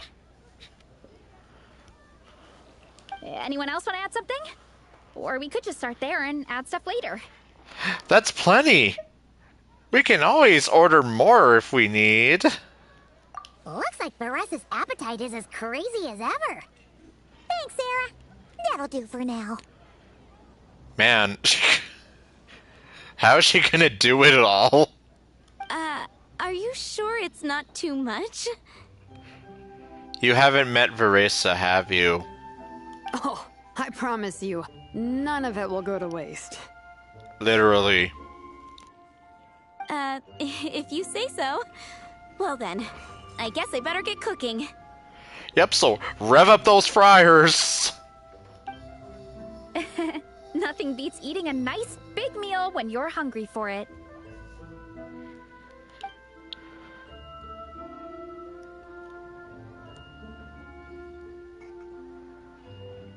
No matter how many times I witness it, the Veresa versus Food show never ceases to amaze me. You gotta hand it to the collective of plenty. They can pack it away, and they can pack a punch. Well, you gotta eat so you have enough energy for training. And as Fiatena once said, even a beast of the abyss knows that being a picky eater is an unpardonable sin. So all the more reason for us to eat our fill. Oh, I know that line. It's from that standalone special, Fiatena versus Abyss Lecter, Battle of the Meat Feasters, right? The Meat Feasters. Wow, really plumbing the depths of obscurity here. Don't underestimate a hardcore fan. I know every line in the Soul Blazer saga, no matter where in the Soul Blazer universe it comes from. Orale, we have a badass over here. Nice one, Alrani. The writers had fun with that one, didn't they? Pure comedy. Can you imagine if that was based on a true story? An eating competition with an abyssal monster. Such a hilarious proposition. Yeah, and that's a weird way to word it. Yeah, it's really stretching the boundaries of possibilities. I guess it takes a certain kind of talent to come up with ideas like that. Wacky ideas are one thing, but what really blows my mind is the characterization process. The way they take historical figures like Fiatena and breathe new life into them as comic book heroes is just so impressive. Some people think I'm not enough. I have 2 words for those people. Think again. Hey, there's the quote from the beginning. That's one of my favorite Fiatena quotes of all time. That's from the Soul Blazer Saga Volume 3. Just FYI. Thanks, Alrani. Minnie, do you have a favorite Soul Blazer quote?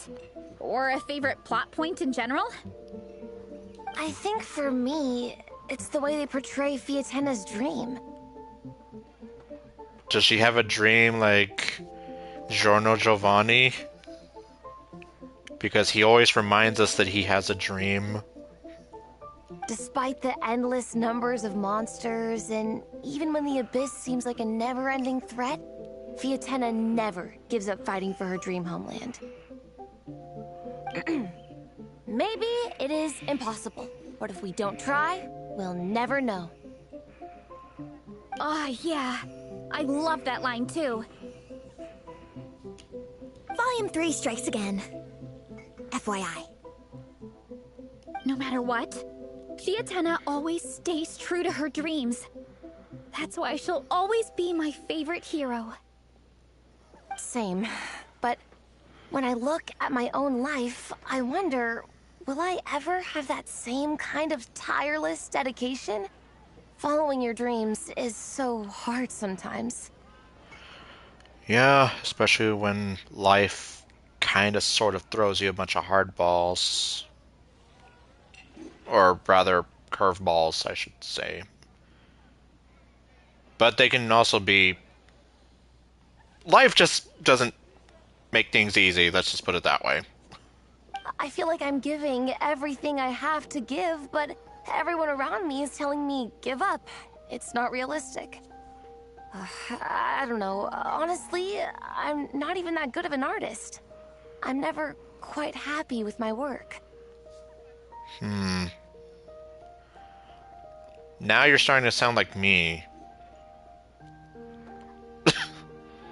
Yeah, it's like, unfortunately, Nightmare Ninja's not here, but... He could probably tell you about all the times where I'm here, like, I finish something and then I'm like, yeah, I don't like how this looks. Or even while I'm making it, I'm here like, yeah, this could be better, or I wish I could do this better. Or like the one time that Metabang Paint closed on me and I did not save my work. The only plus side to that was I legitimately did not like how that had turned out. So starting over after kind of failing so badly, that actually kind of helped, unironically enough. Because then I was able to make something that I was more happy with.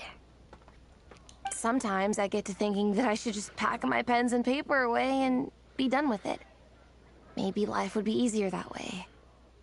Maybe. But then life would also be boring that way too. But I've tried that before too. And it's never long before I start to miss it. I'll be at the grocery store buying some cured meat or at home doing some chores, and I'll suddenly find myself thinking, I miss my art. Yeah, kind of like how I gave up writing for a while as well, and I missed it.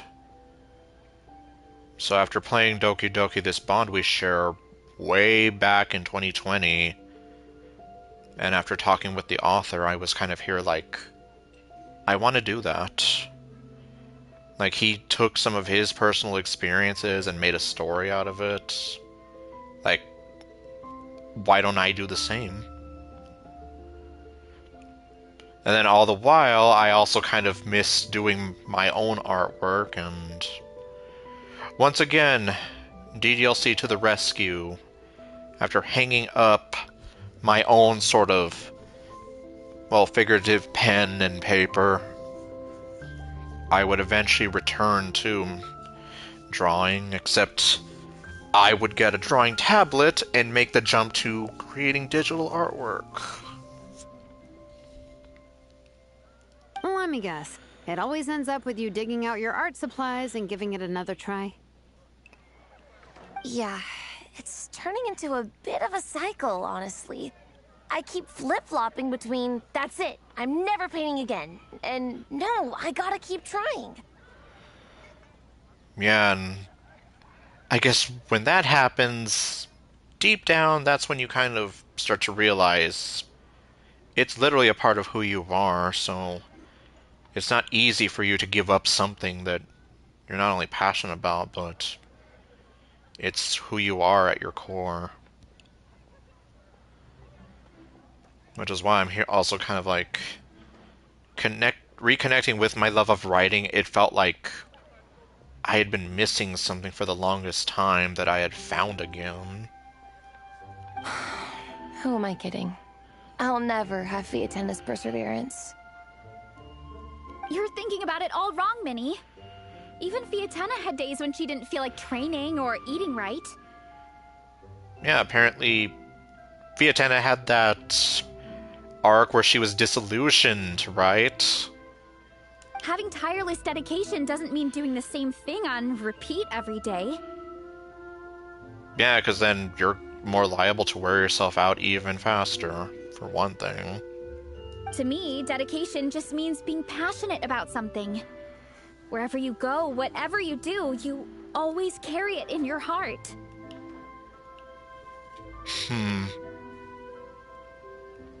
Sometimes you let yourself go, but it's okay. You can always get back on the wagon. If you lose muscle or stamina, you just build it back up again. I guess kind of like how I had my own sort of quote-unquote training arc when learning how to write DDLC mods after being kind of rusty and only being used to writing fanfics for so long. The important thing is to keep that passion alive through all the ups and downs. As Sviatena said. There is only one eternal power in this world, the power of love. And I guess to another extent, the power of friendship. Exactly! From Volume 6, when Fiatena delivers the crushing blow to her enemies. You see? The important lessons stay with you. Yup. New legends will be made, but old lessons must not be forgotten.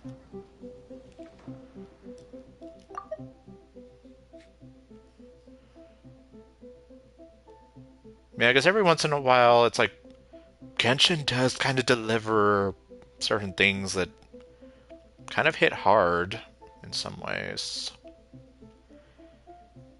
Kind of like this whole thing about Minnie trying to find her place and fight for her passion. Yeah, and they always will. Here's to your dreams. Here's to your passion. Wait a sec! Baressa? When did you clear all those plates? About 10 minutes ago. While everyone was talking. I guess Fiatena put me in the mood for a meat feast. No fair! Come on, everyone, eat! We need to catch up! Why? This isn't a contest.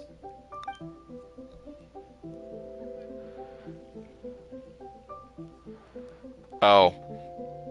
So full.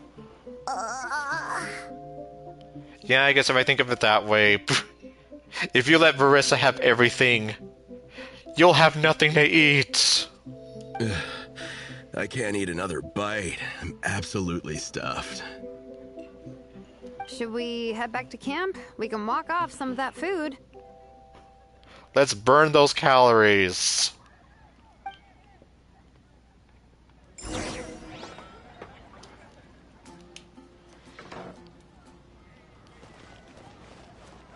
Haven't you heard? There's a strange wanderer near Wolverine. Oh, Wanderer near Wolvendom. That's old news. Okay, we literally do have to make it to the bridge.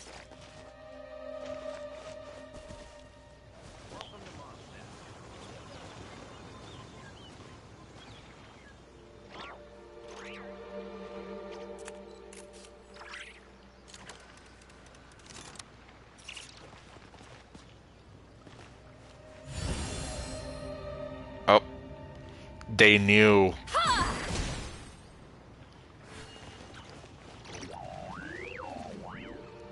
Well, then again, I don't think it matters, especially since these birds aren't from Nodcry. So,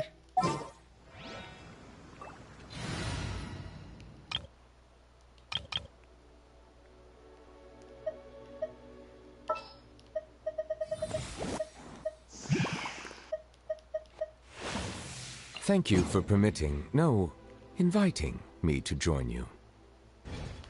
yes. Oops, but I didn't do the...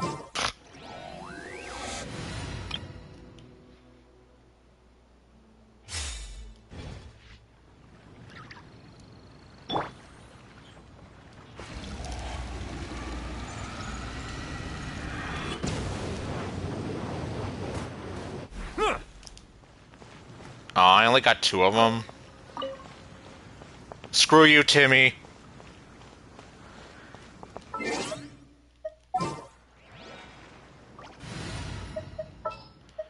Okay. Time to broaden the horizons again.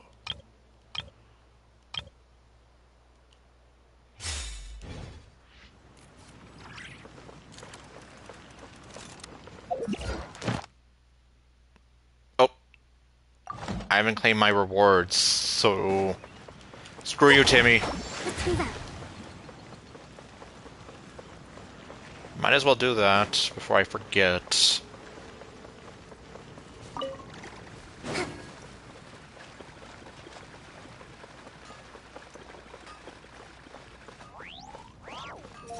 Okay, so I guess for the second time in this stream... Ad Astra ab... Hello, robot. Thank you for Okay. There.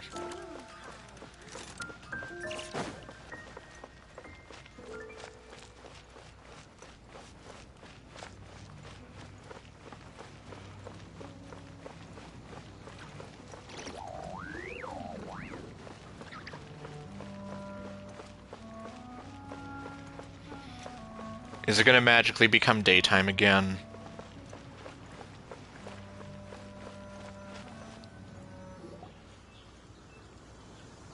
Sort of. There's no more group activities today. Once we get back to camp, everyone's free to do their own thing. Screw you, Timmy. That's a relief. I'm about to go into a food coma. Who is this man? Oh, Minnie, where have you been? I've been looking everywhere for you.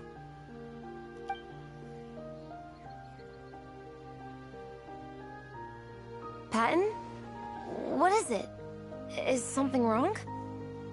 Oh, is this your older brother? What do you think? You've been gone for days and haven't checked in once. Mom and Dad are worried. Wow, she wasn't joking about there being an age gap. I've been out training for the race with my friends all morning. We just got back and everyone was hungry, so we came to get some food. Mom and Dad should know about it, though. I told them I signed up for a cross-country contest, and I'll be at Dragonspine practicing in the days leading up to it. They agreed and everything. Yeah, well, you know what they're like. They agree at first, but then several days go by without seeing you, and now they're freaking out. It's always that way. Jeez. Aww. Oh! So, Patton from the tavern is your brother? Who would have guessed? Are these the friends you were telling me about? Wait, honorary knight? Hi, Erpa. Hey, Patton. I'm Lumine, and these are my eyes. We are very pleased to meet you. Hey, everyone. I'm Minnie's much older brother. Keyword much. Or key phrase much older. When did you make friends with the honorary knight, Minnie? Whew, you kept that one quiet. Oh, well, the honorary knight just sort of showed up for the pre-race training. I never had the chance to tell you guys. Thanks for taking care of Minnie, everyone. I hope she hasn't been too much trouble. No, she hasn't. Although, seriously, poor girl needs to stop pushing herself. Don't be silly. Minnie's our good friend. We've been hanging out, training together. It's been super fun. Good. Glad to hear it. Okay, well, Mom and Dad said to tell you they miss you and they hope you come home soon. It's great that you've got a hobby you're so passionate about, but don't let it take up all your time, okay? You gotta come home and check in once in a while. Come home as soon as you can, okay? You can go back to training tomorrow. We don't want Mom and Dad blowing a gasket. Okay, I get it. I'm heading back to the camp with my friends now, but once we get there, I'll grab my luggage and head home. Okay, great. Make it quick, though. Otherwise, Mom and Dad will probably go all the way to Dragonspine looking for you. Jeez. Sorry to intrude, everyone. Have a great day. I'd better get back to the tavern now. Well then. That was definitely interesting. Okay, well... Oh, no, not that. Okay, now we can go ahead and warp back. The snow. Have you ever seen such beauty? I've seen your beauty. Anyway. Die!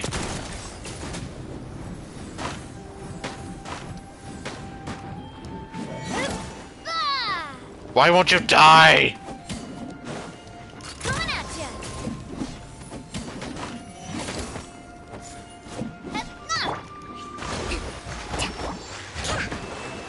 I'm gonna put out the fire.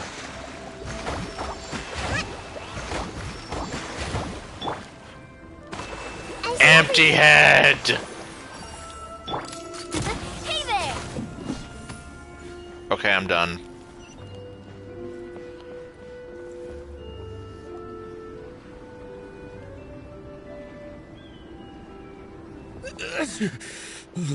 Man, I almost forgot how cold the mountain was.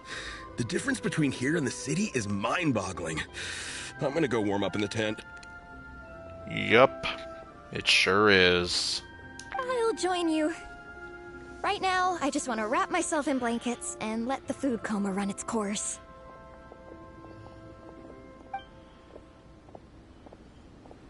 I'd better come too so I can grab my luggage. Let me guess, are those her parents? Minnie! Yup. Well, I guess Patton wasn't joking when he said that they'd come looking for her. There you are, young lady. Jeez, and they don't sound too happy. Mom, Dad, you actually came. Yes. What choice did we have? When were you planning on coming home? I thought this was supposed to only last a couple of days, but you've been gone for most of the week. Most of the week. I never said a couple of days. I said several days. You did. I remember that. But we also agreed that you'd be out during the days and come back home every night. Come on, it's time to go. Okay, I'll just let my friends know. Hey guys, I won't be staying in the camp tonight. See you tomorrow for training. I'm sorry? Tomorrow as well? This is all getting to be a bit too much, Minnie. Jeez, you guys are really pushing it. You've been out here for days on end. Don't you think you've had your fun? Besides, you're not built for this cold weather. Remember that dreadful fever you had as a child? It took the better part of a week to clear up. Your mother and I worried ourselves half to death about you. What? Hello, sir. I'm Minnie's friend, Veressa. Ah, Veressa. How do you do? I believe Minnie's mentioned you before. Thank you for keeping her company out here. Sorry, I would have brought a welcome gift if I'd known. I wonder how Verissa's gonna handle this. Welcome gift? No, there's no need for that. I just wanted to say, this contest, it really means a lot to Minnie. We've been training together in preparation for it. Minnie's taking the training really seriously. Every day she starts earlier and finishes later than anyone else. Yep, because that's how dedicated she is. Whether it's strength training or practicing out on the race course, she's been working the hardest out of everyone in our group. Although, now that I think about it, isn't this going to make them worry more? Because they're going to be here thinking like, you're overworking yourself, you can't do that. Which, unironically, is kind of what I've been saying, but they're going to take it to the extreme, I just know it. Didn't you make a deal with her? I heard that as long as Minnie gets ranked in the contest, you'll consider letting her do what she wants with her life? Yeah, what about that? Her greatest wish is to work in the comic book industry, and she's putting so much work into it. Surely you don't want to see all her efforts go to waste. Okay, moment of truth. Of course not. But the thing is... Mom, That's enough! What's more important? Your comics or your health? I don't know how many times we've told you. It's great that you have a hobby, but you need to learn the difference between work and play. When's it going to stop, Minnie? When you ruin your health in the name of fun? Don't take your father's words too hard, Minnie. Both of us just want what's best for you. Don't take his words too hard, she says. You're still young, and it's great that you have something you're passionate about. But at some point, you need to think about your future. I've seen your artwork, and I do think you have a wonderful talent. But being a comic book artist just isn't a stable career. I'm sorry, Minnie. I didn't mean to be so harsh. Well, unfortunately, you sounded harsh. I know how much effort you're putting into this. We both do. We really admire your determination. You're our daughter. And we love you so much. And unironically, this makes me think back to that Star Rail stream where it's like, you can love someone so much and you want to protect them, but at some point it's like, when does it become too much? Like, you can try to protect them and keep them safe from the world all you want, but at that point it's like, you might as well just be putting them in a cage. And like, you keep them caged up, you never let them live their lives, and then what? Like, it's understandable as parents, kind of like Sunday with Robin, but yes, at some point it's like, boundaries need to be set, the line needs to be drawn somewhere.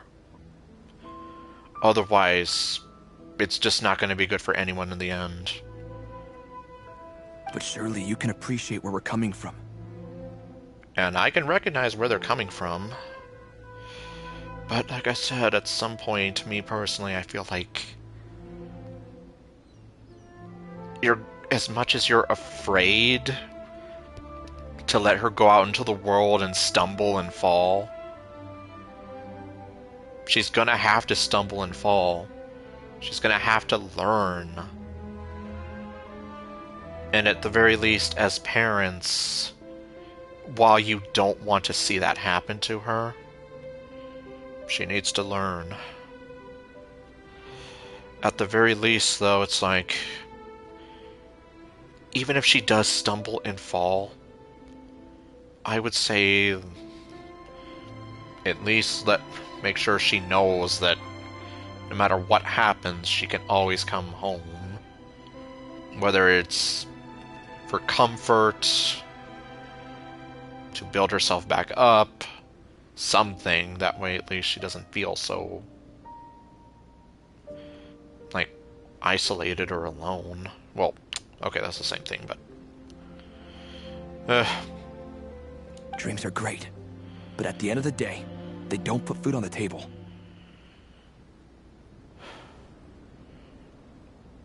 Well, that one I can beg to differ on, but admittedly, some dreams can put food on the table. As long as you're passionate enough and you work towards it. Mom, Dad, can we please continue this in private? Well... Yes, of course. Let's move over there.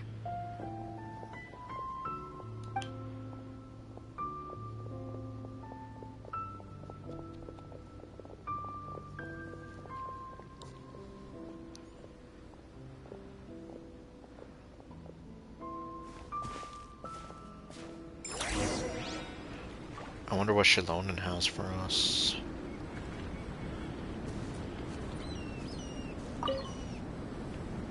Oh, with Minnie's parents there. Even Paimon didn't dare to interrupt. Yes, especially since sometimes, Paimon, you don't exactly say the best things.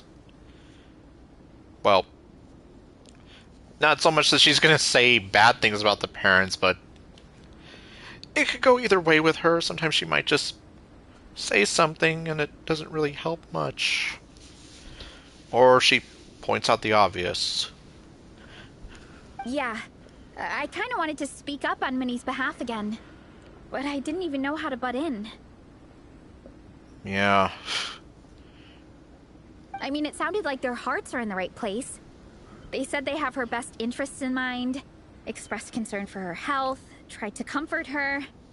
Yeah, so obviously they're not doing it to be cruel. But, kind of like I said, being overprotective parents at the end of the day, it's not good for anybody. But the whole thing still just felt kind of off to me. I can't quite pinpoint what it was, though. What about your parents, Verissa? Have they always supported you? I mean, whether I'm training, eating, or heading to bed for a nap, they're all smiles. Will we ever get to see her parents? But Minnie's parents... neither of them were smiling when they spoke to her just now. Yeah, they literally just, out the gate, kind of come slinging their whole, like, where have you been, young lady? We were worried about you, whatever, kind of shtick. Their words were caring, but their tone was so angry. I don't understand it. It sounds like they don't want to let Minnie take part in the contest. But then all her hard work will have been for nothing. What are we gonna do? Yeah, it's a very tough call to make. I'm supposed to be Minnie's captain, but I feel powerless to help her. I wasn't expecting the Peka's gift for Minnie to come in handy so soon. I was planning to save it as a final surprise before we leave, but under the circumstances, it would be silly not to use it now. You've got a plan, Shilonen? How do we fix this? Yeah, that's a million-dollar question. I can't put smiles on her parents' faces, but I think I can make sure Minnie gets to participate in the contest.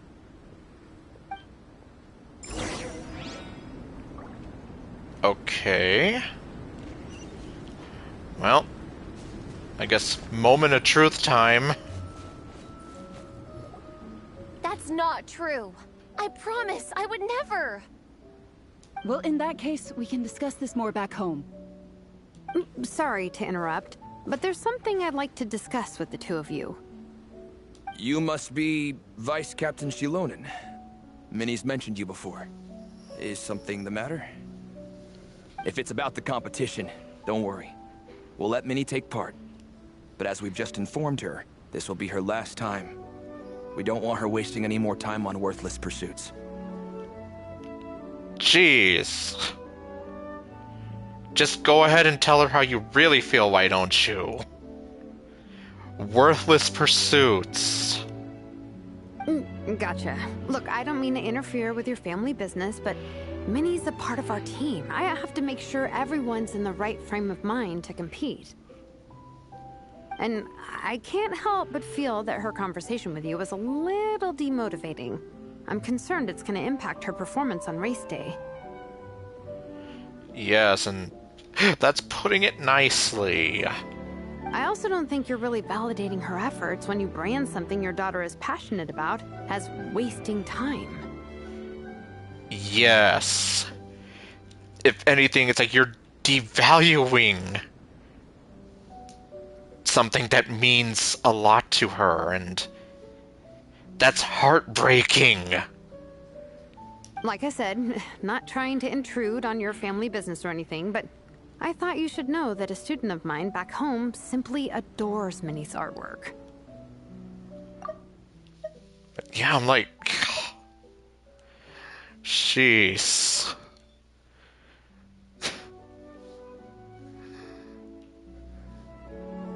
She's She's not here to speak for herself, but as her teacher, I felt like I should pass along the message. Okay, so this gift from Nepetja. I agree that Minnie has artistic talent. But I stand by what I said earlier. Hobbies are hobbies. Work is work. A couple of fans isn't going to get you anywhere in life. Well, there's more than just a couple fans, apparently. Yeah, about that. Take a look at this letter. Okay, now we're talking.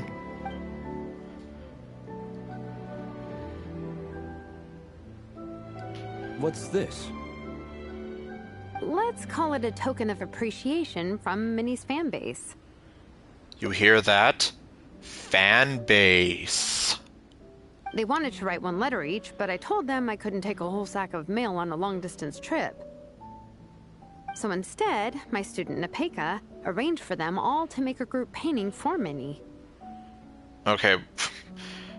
I'm so sorry, I keep mispronouncing her name. Nepeka. Not Nepetja. In the end, so many people participated that it was pretty much one brushstroke per person. Oh, wow. Oh. Nepeka's so thoughtful. Oh. Sorry, Minnie. Nepeka wanted me to give this to you as a surprise after the competition. Yeah, and I guess I can see now why it's like you had to do this much sooner. To kind of put the dad in his place and make him eat his words. But given the situation, I made the executive decision to give it to you now. So how many people is this? 7,000. Okay, I'm being stupid, but... Well, I imagine it's still a lot. You think Minnie's wasting her time because in your eyes, making art isn't a worthwhile job? Yes. And that's why I'm here, like, I just do not like people who think that way. Because it's like, IRL... I mean, think of the comic book industry. Like the IRL comic book industry, and even people that draw manga. Like, a lot of those artists do make a living doing that. And it's something that they are passionate about. And when you use words like worthless, what you're really saying is it's not a stable source of income. Am I right? Granted, as like an artist, or like how Brianna Neckerbacher once put it, like as a VA, like sometimes there are going to be like dry spells where you just, like maybe for a little while there's nothing coming in, but like as long as you have like some recurring roles, or you have roles coming in, it is something you can make a living off of. And I imagine as an artist, it might be kind of similar. Where it's like, you might have days or times when it seems like you have a dry spell, but then there will always be people who might be interested in asking for commissions and whatever, especially if you're good in their... Well, you're good and passionate about what you do. You just have to make sure you don't give up. Yes, you're right. Okay, so then... Well, now you have another way to measure worth. Your daughter's artwork has attracted a whole lot of fans, and very enthusiastic ones at that. Get to the part where they said that they would pay more, Since arriving in Mondstadt, I've learned that being a bard is seen as a very respectable profession here. Ah, yes. Let's imagine Minnie was a bard for a second. Instead of drawings and paintings, she'd produce poetry and songs. Instead of fans, she'd have an audience. Would you still be inclined to stop her from being creative? Would lyrics and music be just as much of a waste of time? I take your point, but there's still the issue of her health. Sorry, let me butt in real quick. You know, Minnie's not nearly as fragile as you think. Even though, well, most of that is because of her pushing herself too hard, I think. All the times where I'm here, like, she looks like she's about to fall over, she's huffing and puffing or whatever, it's like, she needs to pace herself. I'm not just saying that either. I've been doing competitive sports in my tribe since I was a little kid, so I know what I'm talking about. Sure, Minnie's not built like a pro bodybuilder, but she's got great potential. A sensible amount of exercise is good for her health. Far better than staying cooped up at home all the time. Yeah, in fact, if anything, living a sedentary lifestyle is bad for you. So she's right, like, exercise and being active does help. Mom, Dad, my health is a lot better these days. Really, I feel great. Now that I'm training every day, my appetite's improved and I'm sleeping better. Well, hey, there you go. Minnie, sometimes I forget how grown up you are now. You're your own person with your own ideas. Yeah, and that's why you can't afford to keep her caged up. Life is going to happen whether you want it to or not. To tell you the truth, your mother and I don't really understand this whole world of comics and Yaoi Publishing House. When all's said and done, we just want you to have a safe and stable life. The last thing we want is to see you suffer. Yeah, obviously, as her parents, you all want that for her. And you would never want to see her suffer. But it's like I say, life is going to happen whether you want it to or not. So the best thing you can do is just be there for her in those moments where she needs you. But a deal is a deal. This competition clearly means a lot to you. So, give it your best shot. See it through to the end. Well, at least they're kind of sort of listening to reason now. I will. Don't worry. I'll make sure Minnie gets through this safe and sound. Thank you, Honorary Knight. It really does ease my mind knowing that you're on the team.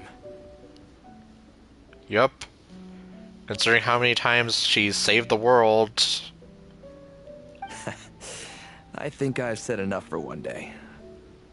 Minnie, you're free to attend training and attend the competition. But you're not to stay out at night. Come home and sleep in your own bed.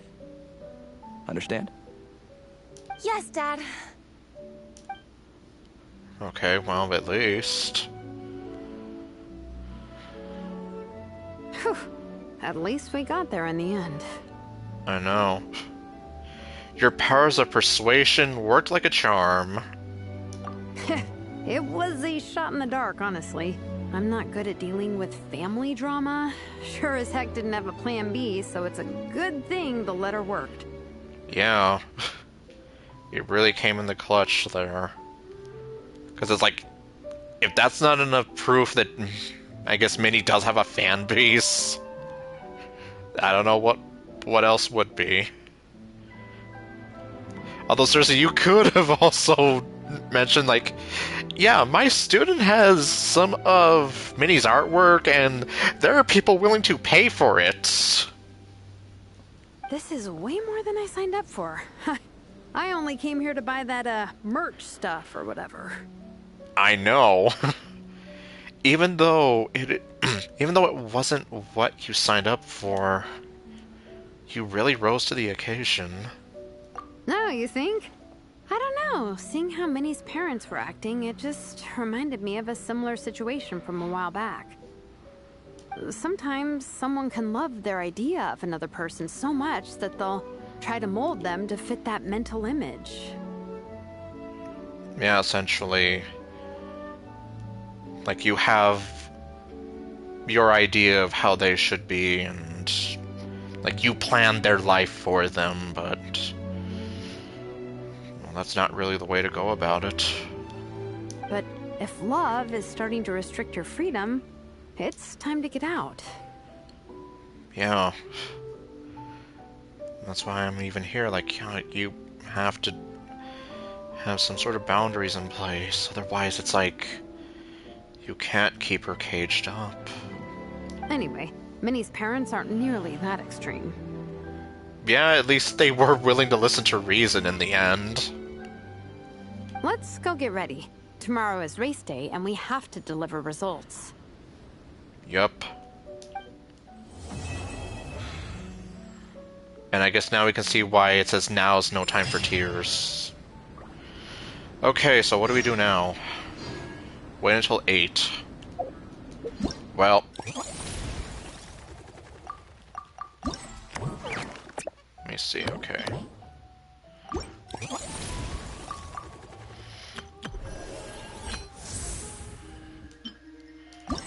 Okay, so I already got the sort of notification from Paimon saying, well, that they somehow magically got a letter to go check on Durin, so let's just go do that then.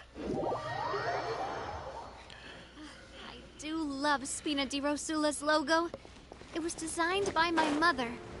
Have you noticed how it's shaped like a heart? Okay, over here, yeah. That's where we left off at, and... Okay, there's Jean.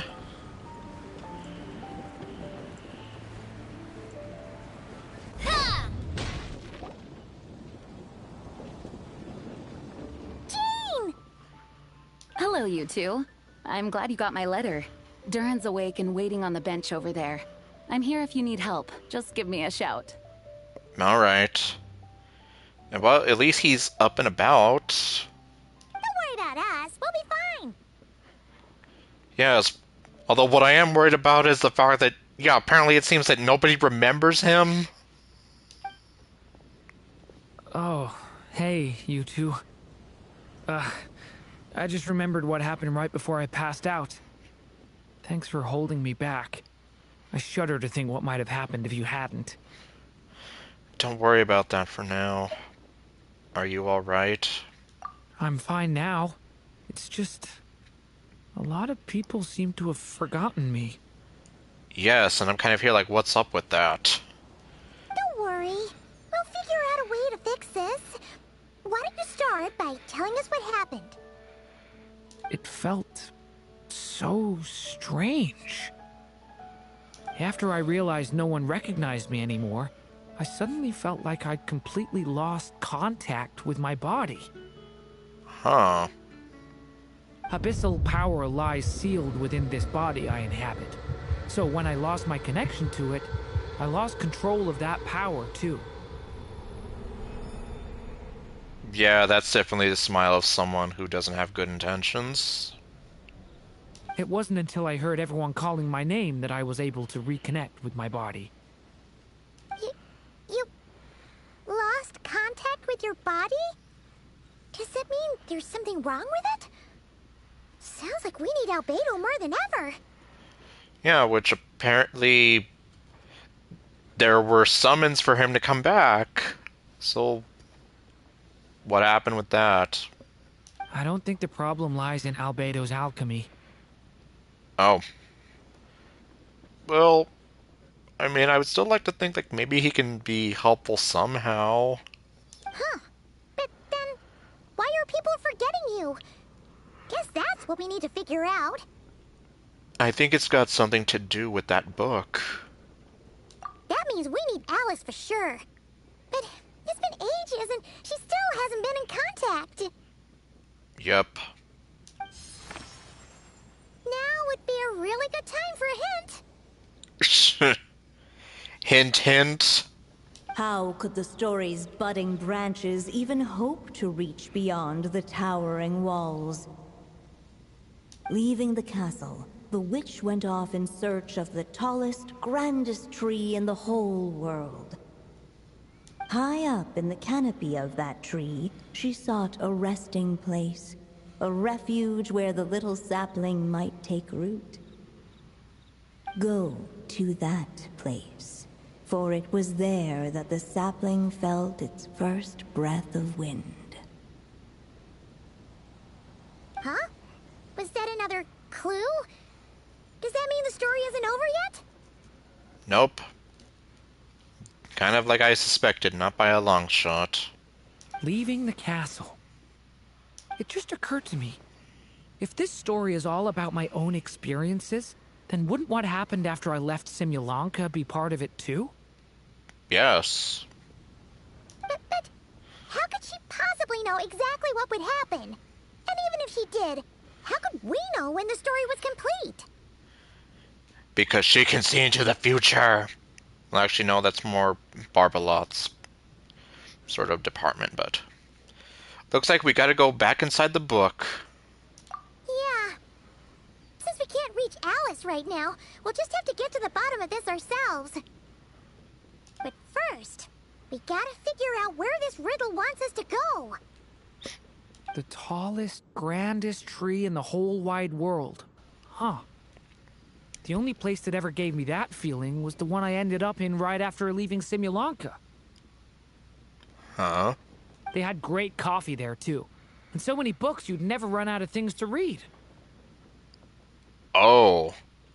You mean Sumeru City? Think about it. Our search in Mondstadt began in a library, right? Well, Sumeru City's got one of those, too. And it's absolutely huge. What do you say? Should we try looking there? Well, yeah. I mean, can't hurt to try. Huh. That does kind of make sense. And it's not like Paimon's got a better idea. It's worth a shot, at least. Alright, let's just give Jean and the others a heads up first. Well, it sounds like you've got a plan, so I won't interfere. All I ask is that you stay safe. Albedo won't be back for some time, and until he is, we can't know for sure how dangerous Duran might be in his current state. Oh, well then. I'm so sorry about what happened before. Believe me, I'm not blaming you, and neither is anyone else here. If anything, it's the opposite. We're all just worried about you. Worried? About me? Come with me. I want to show you something. As soon as they heard you were awake, they all hurried over to see how you were doing. You all came to see me? There's Klee. A little birdie told me you're working on finishing a storybook. So maybe all those people losing their memories is just a plot twist, waiting to be resolved. Although, what a crazy plot twist indeed.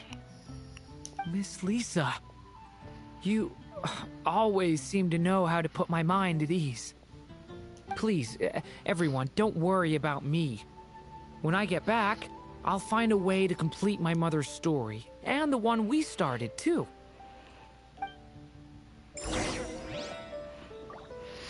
Alright, so we're gonna go to the House of Dana.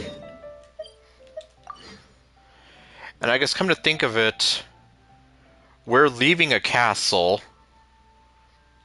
to go to a big tree. So it makes sense.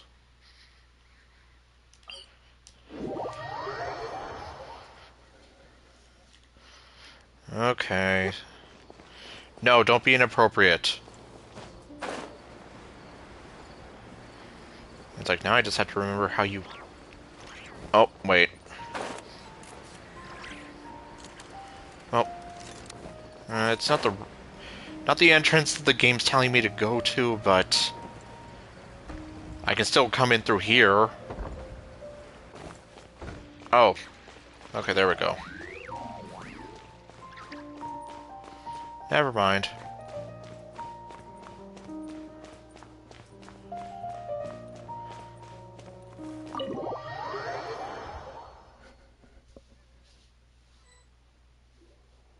Whew.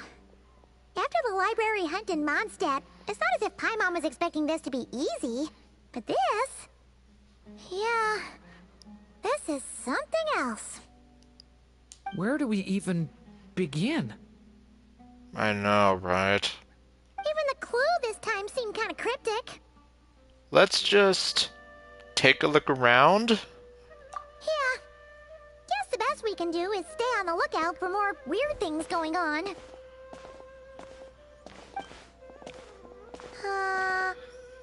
Huh? Hey, look, it's Hat Guy. Sorry, what was that? I'm here to return Volume 5. According to the catalog, Volume 5 of this series is not available for loan. I can't accept the return of a book that was never checked out in the first place. Okay. Let me put it this way. My copy is complete. Yours, on the other hand, is missing large amounts of content. So you should swap it for mine instead.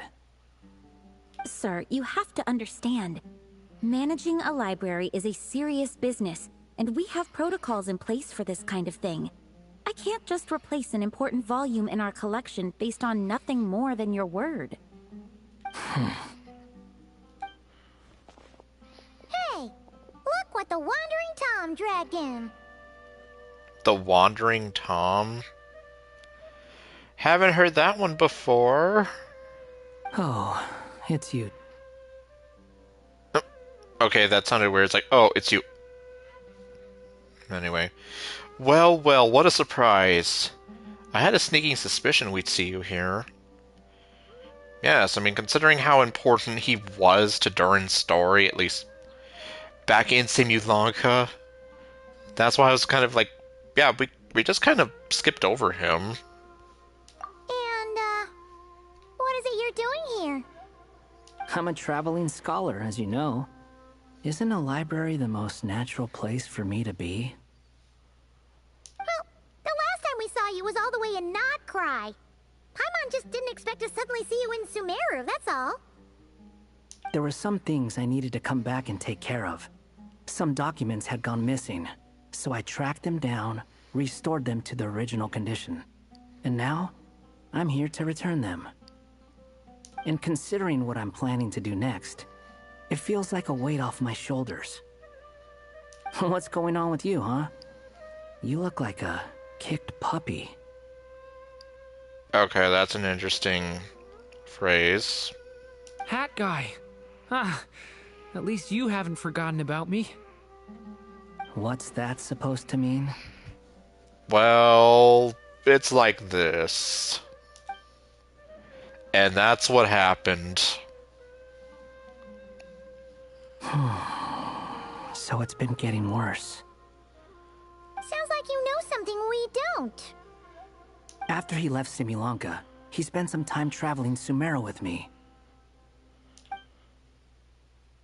I was working on several texts at the time, and I stumbled upon something strange. Anytime Durin of Simulanka was mentioned, before long, the record would disappear. Which means, all the remaining records on Durin are about the evil dragon that fell on Dragonspine. Huh. How did you even discover that? If I remember correctly, Hat Guy loved the time he spent in Simulanka so much that he started writing a travel log. That's besides the point. The fact is, you're not affected by the ley lines of this world. I'm sure you can grasp the implications of what that means. Irminsul. The things you've done. His case is different from mine. It's more like the world itself refuses to accept his existence. Damn. It started with a few written records, but now, it sounds like it's spread to people who never met him, or didn't know him well. At this rate, the whole world might forget him altogether. Jeez. The whole world? But that includes all my friends in Mondstadt, and even Hat Guy, too. So that's what you've been worried about all this time? Why didn't you just tell me? There are more important questions right now. Like figuring out how to fix this. Yeah, we've been trying for a while now. We just haven't got to the bottom of it yet. That mage clearly cared a lot about her child. She left that book behind for a reason. If you want answers, isn't that the place to find them? problem is, we need to find the memory that unlocks the next chapter first. Mind if I take a look? You're offering to help us? I mean, come on, he's not completely heartless. It's like this, well, not a meme, but someone made this thing where it's like, in evil there's kindness, representing him, and in kindness there's evil, representing Arlecchino. And then there's Dottore, who's just a huge dickhead. I just want to know what secrets this book is hiding. Besides, I've run into a bit of red tape, so I've got time. You mean with the whole, I can't accept this book that hasn't been checked out? Of course. Be my guest. So, the memory we've been looking for was about you? All along? Like I keep saying, he was important to the Simulanka story.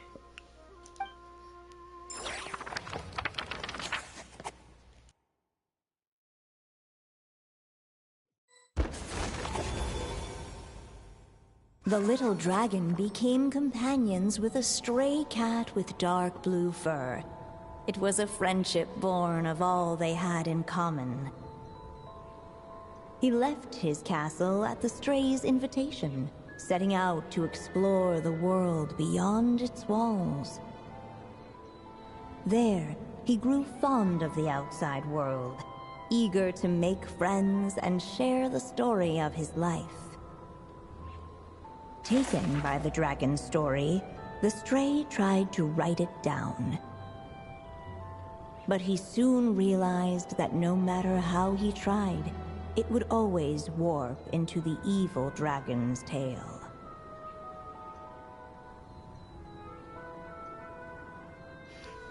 Which is exactly what's happening right now. Also, Grumpy Kitty. Oh. Wow. So, this is the world where this chapter takes place? Looks like we're at the top of some kind of gigantic tree. The story just now. This one must be about what happened to me when I first arrived in Tevat. Oh. Which we didn't exactly see. No wonder the memory that unlocked it was about Hat Guy. Most of my memories from that period were. Hold on. Anyone want to explain how I ended up looking like this? Well, I guess it's... Well, considering what happened with Nilu, Navia, and Kirara, I guess this is how he remembers you?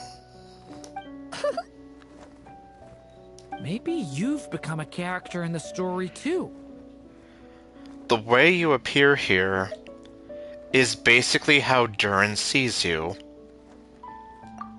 You see me as a stray cat? Yes, apparently. A very grumpy stray cat. A wandering Tom, to be exact. You should count yourself lucky. Of all Durin's friends, your character is by far the most memorable. So Wandering Tom is a... Well then. Yeah, because I'm here like... I guess now it makes sense. Like a tomcat. Wandering Tom. Maybe it's because I've known Hat Guy for longer, so my impression of him is more vivid than the others. Vivid? Then how come you haven't changed one bit? I don't know. Guess that means the impression the Traveler left was so vivid, it didn't need changing. Durin could never forget those eyes. Grumpy. Hello, everyone!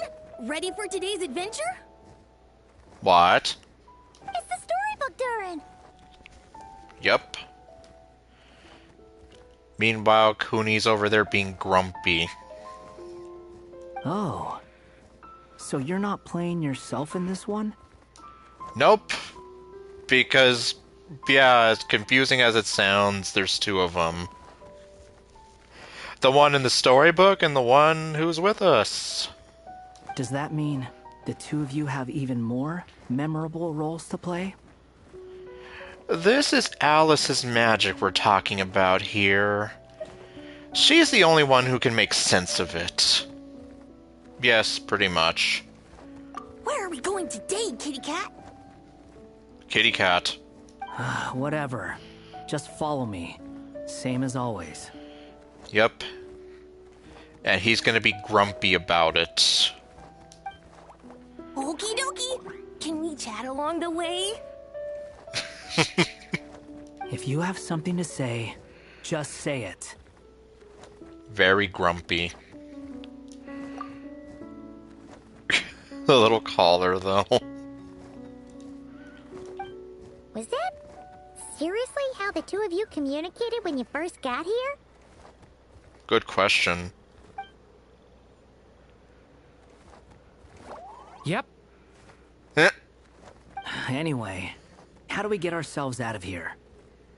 Usually, the narrator gives hints to help us figure out what to do. Speaking of which, about time we got some of those, don't you think?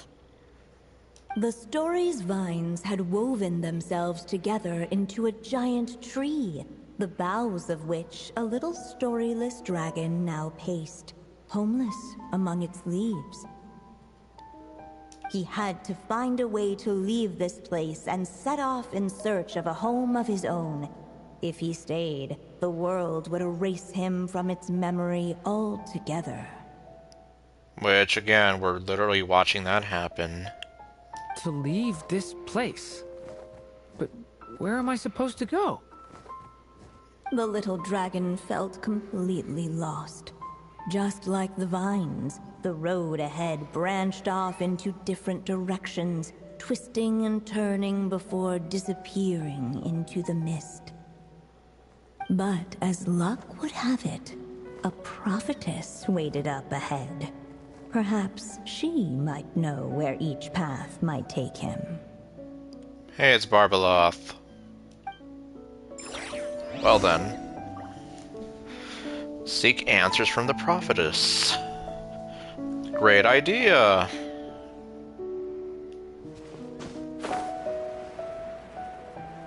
Hi, how are you?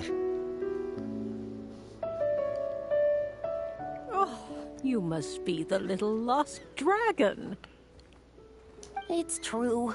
My friends and I are lost. This meeting was no accident. The prophetess was in fact the seer witch, here to present her promised gift. Ah, alright. The seer witch? Oh yeah! That's Mona's teacher, right? The old hag? Yep, aka Barbeloth. Insolent child. I am the seer witch, your prophetess, not some old hag. Great, now you pissed her off. Sorry. This is what I mean. Sometimes Paimon says something and it's like, there, now you made her hate us. Now, little lost dragon, I have come to bestow the gift I once promised. A prophecy. A prophecy? Hear me now, for my prophecy is this. One day, the dragon from beyond the castle shall be reborn, and none may avert its coming. Is this sort of like what happened during Albedo's trial? The wind took the prophecy and swept it off into the distance. And so, the little dragon was shown a path to wander. A path shown by the wind. Could that be referring to what happened back in Mondstadt? That was what I was thinking. As far as I remember, once that alchemist from Mondstadt learned about the prophecy, he chose to stand with you against the evil dragon. So, what does any of this have to do with you being forgotten? Oh, wise witch of prophecy. Could we trouble you with another question? Bold of you to ask after you got her angry. As enigmatic as she was elegant, the seer witch spoke no more, for her thoughts had long since returned to the starry firmament above. Well, that answers that question. Just when we actually needed her. The seer witch was my mother's friend, so the prophecy she just gave should turn out to be helpful. Well, it's not like we've got better options. But, if all we need to do is leave this place, which path should we take? Any ideas, Durin? Why don't we take a look around? Alright. And, yeah, I guess it's gonna just tell us again. As enigmatic as she was elegant. Yes. So, nevermore, quoth the raven. I'm sorry I had to.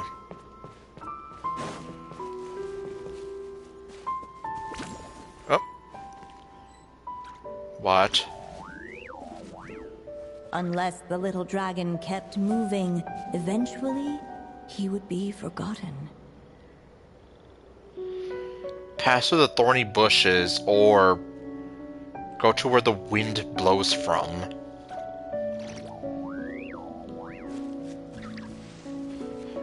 Well, I can definitely say that over there, it doesn't look very inviting. In fact, it looks downright scary, like something straight out of a story from Edgar Allan Poe. Meanwhile, over here, it looks a lot more inviting and more friendly, and just a better place to go. God, I don't know. I mean, the answer should be obvious, but then it's like, yeah, why give us the choice? The wind kept blowing, but the little dragon had not yet resolved to follow it. Before him lay a foggy path, and where it might lead, he could not tell.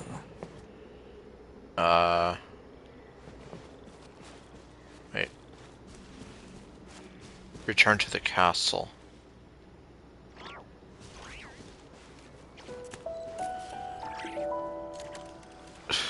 Okay, well, I guess... Oh, I didn't even see that one. Okay, so literally go back to where we came from.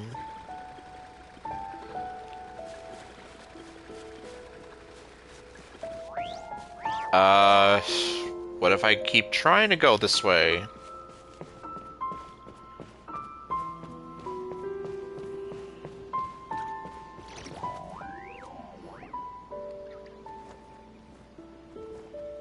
If we go this way, we'll be heading back to Mondstadt, just like we planned. Yeah, that's what I was hoping for.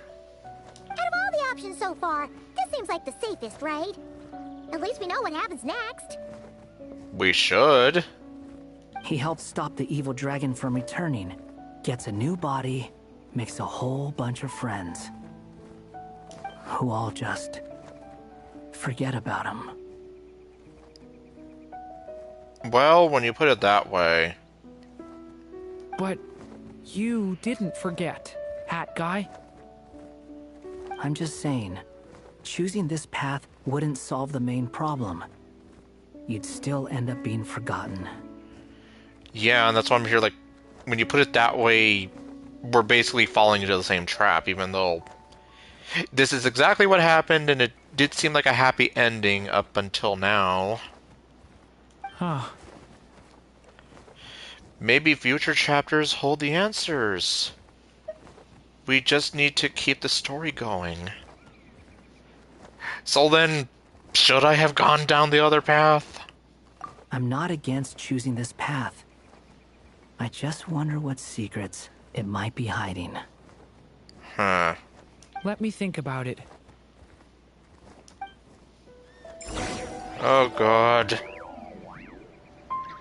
So then... Yeah, I hate this. I'm just like... What do I do?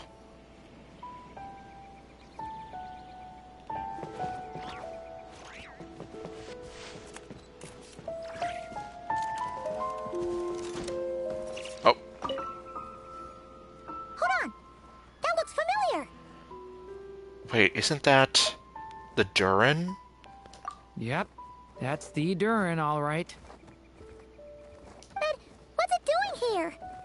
Not to be confused with the Herda or the Dahlia. Beside the story's branches, there appeared an origami boat from another tale. Yes. Judging from the narrator's reaction, it probably wasn't meant to be part of this chapter. So it's an invader. This was the exact boat that Hat Guy and I rode when we set off to explore Teyvat. Yeah, and it was also the boat that I saw you in, at least before leaving Simulanka, give or take. Wow! So we can actually ride it? Of course! And it can even fly! Back in Simulanka, me and my friends used to be able to hop on and get almost anywhere in no time. Whenever I'm lost in Teyvat, I can't help thinking about it. Imagine how great it would be if they had something like this there, too. So did the little dragon become enraptured by this fantasy? And fantasy it was, for in the world beyond the castle, no paper boat had ever flown before. Oh, yeah. How could a paper boat even fly? Magic. Way to kill the mood, narrator!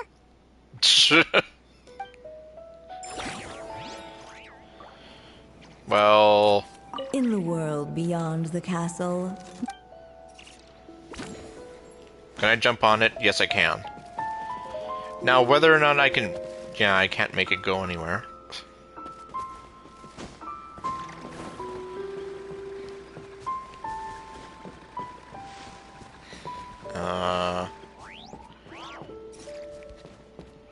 Now what?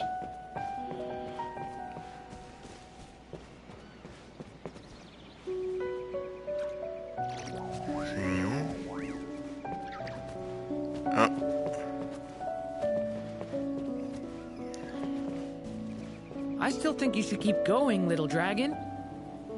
If you leave the castle, you can accomplish something amazing and make a bunch of friends along the way.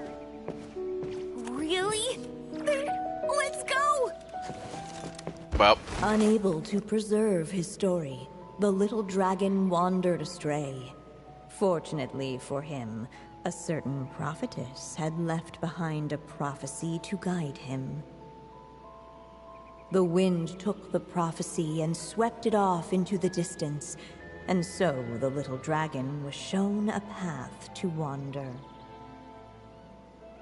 Following the wind's guidance, the little dragon made his escape.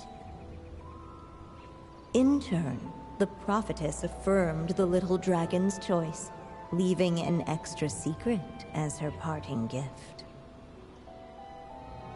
Now that you've made up your mind, I shall keep my promise by explaining Fate's little trick.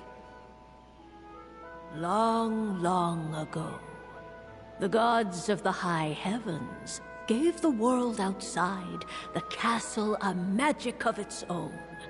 They called it storytelling. It was a magic of almost unshakable power that governed how people met, grew close, and understood one another. Each person had a story meant for them and them alone. One whose ending was written in the heavens long ago. In truth, your story. And the evil dragons are simply two versions of the same tale. And that is something the magic of storytelling cannot abide. Beyond the castle's walls, your story cannot take root. For the evil dragon's tale has done so already.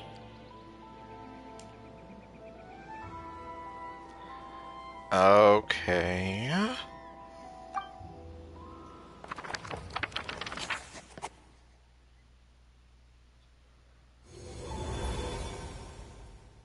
So, that was the secret?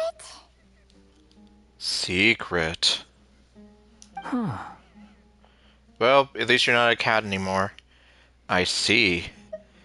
I'm confused. Yes, I am. You still don't get it? Simulanka Durin and Tevat Durin share a special kind of connection. Their fates are mirror images of one another. Okay. Two versions of the same tale. So that's what she meant. While they were in two separate worlds, there may have been some mutual influence, but their fates were independent. But when Simulanka Durin came to Tevat, a version of his fate already existed there. So, how can two fates exist at the same time? Oh. So now things are getting kind of complicated with that. Because it can't. So now it's like there's an overlap. The answer is, they can't. The rules of this world don't allow it. You can't return a book you never checked out in the first place. Which is literally what the librarian lady was saying before. So, what's Durin supposed to do? I know. Those mages seem to have come up with quite the ingenious solution.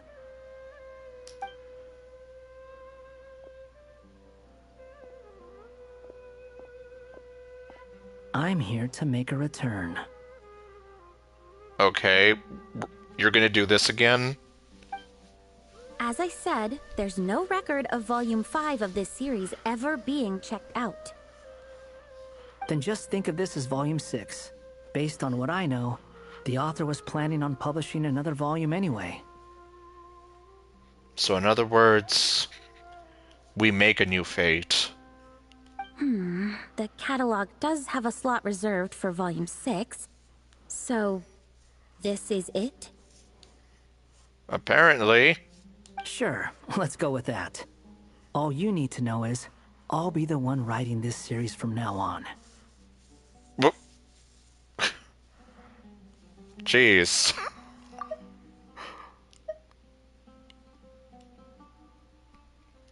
So basically it's like,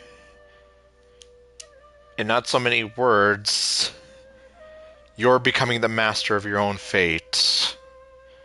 Or at least that's the idea here. You...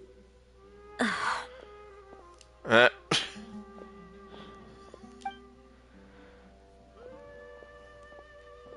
are you up to this time? Remember the red tape I mentioned before? Well, I just took care of it. Now, I guess you'll be off to see your alchemist friend? It should be pretty obvious by now. He has the answers you're looking for. Well, we do have a whole bunch of things to confirm with Albedo, that's for sure.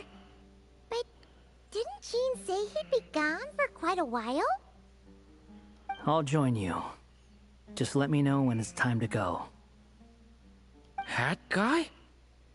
Don't sound so surprised. I'm part of this story too, aren't I? I'm just playing my role. Sure. Keep telling yourself that. We know why. Well, yeah. But it's not that. I just feel like you want to help, but something's holding you back. When I first realized you were being forgotten by the world, I thought it might be because you spent too much time with me. I even thought cutting our ties might be the only way to fix it. Oh. Why would you think that? Well, we know why. He once made the whole world forget him, so he was worried Durin might be affected by what he did. It doesn't matter now. Judging from the answer this book has given us, I was probably overthinking it. Make that definitely. Anyway, we're in this together now. Just as well. With the ley lines rejecting him like this, the people who still remember him are his only remaining connection to this place. If that last fragile tie was broken, who can say what devastation his unbound body might unleash? And to think I'm one of the people keeping you here, instrumental in helping change your fate. Can't say I saw it coming. Well, if it's good enough for Hat Guy, it's good enough for me. After all, he is about as odd as humans get. Sure. I guess that's one way to put it. Excuse me? With some people, even if you try asking a simple question, they'll always give you a complicated answer. And the more you ask, the more complicated it gets. Truth is, Hat Guy's just that kind of guy. Sometimes, for sure. But he isn't always like that. Whatever. All I needed was a yes or no, so we can quit it with all the back and forth.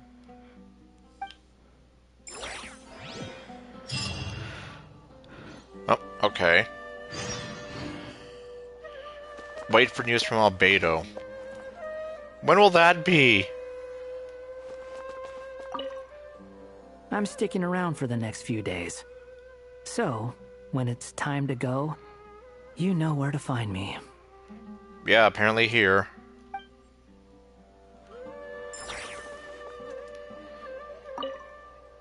If you feel like stepping back into the story, just come find me. I found you. But yeah, I'm almost here like, okay, so then what would have happened if I had gone down the other path? Everyone hold hands. Empty head. I see everything. Empty head.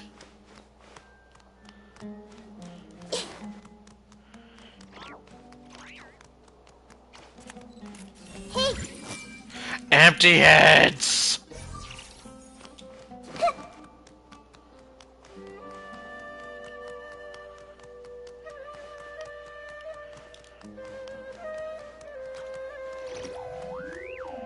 Okay, yeah, you're not the librarian lady. Oh, you're a village keeper. I see everything. I'm sure that book was around here somewhere. Oh, I'm sorry. Oh, Sataria. No. I haven't seen her. I think you've got the wrong person.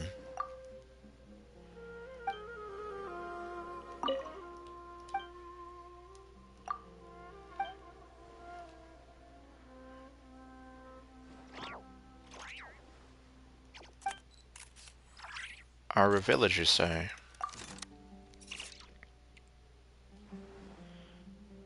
Yup.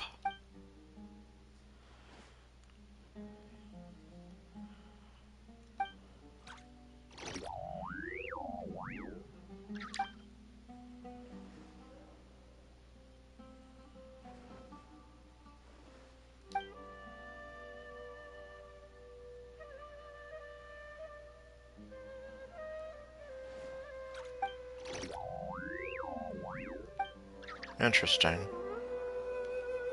Am I remembering it wrong? I'll keep looking. Hey! Empty head!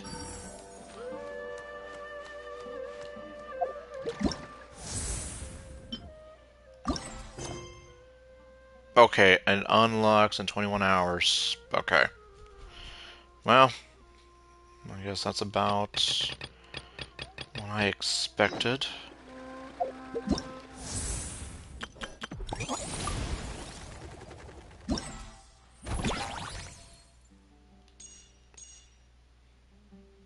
Okay, so then...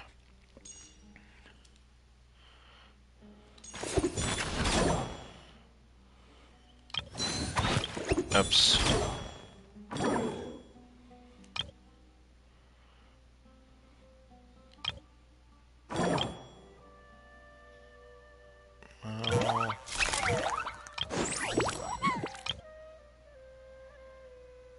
Sure.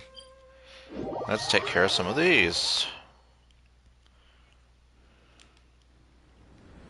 Oh.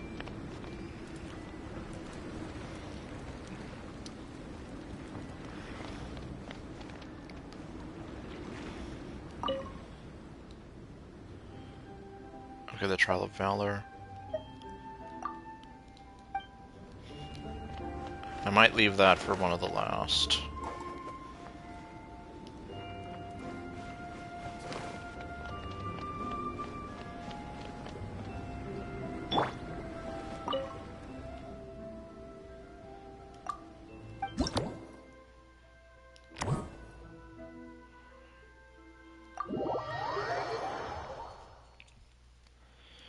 Okay, let me see. A kind-hearted warrior who's always happy to help.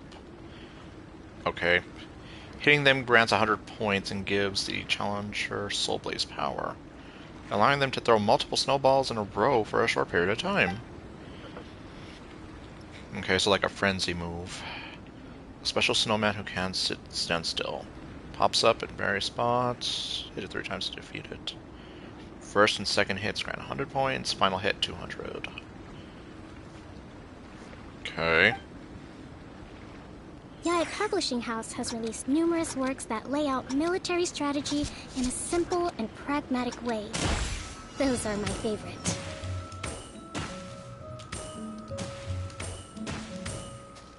Oops.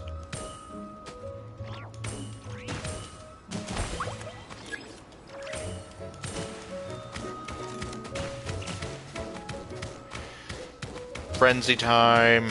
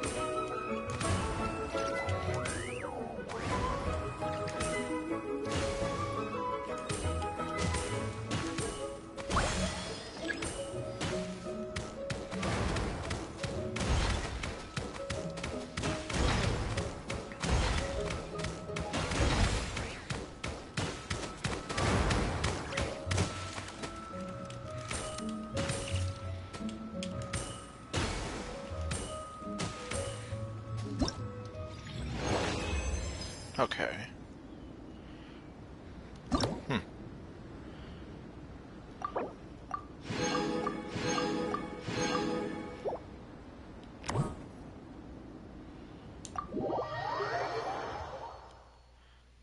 Okay, let's see. Special snowman who loves a good prank. Let's see. He periodically throws snowballs at the challenger. Oh, okay. That's gonna be fun.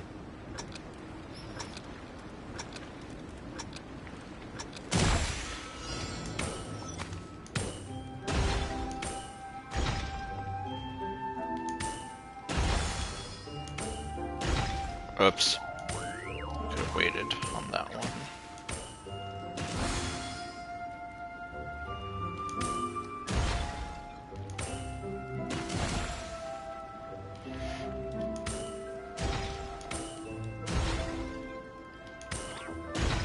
Okay.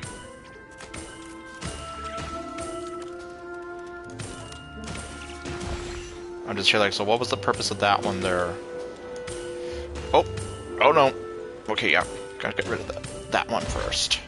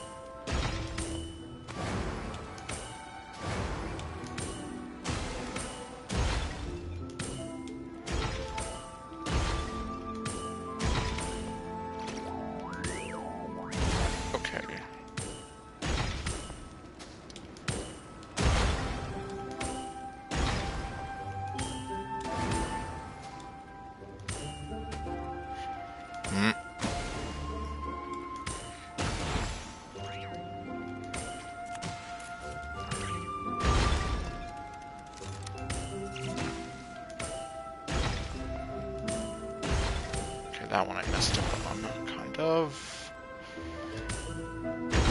Oh, okay.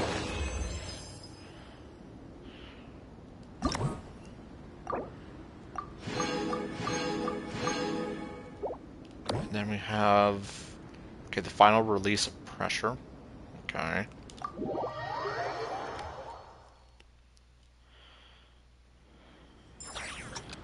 Okay. So no new tidbits. It's just gonna be everything we've experienced up to now.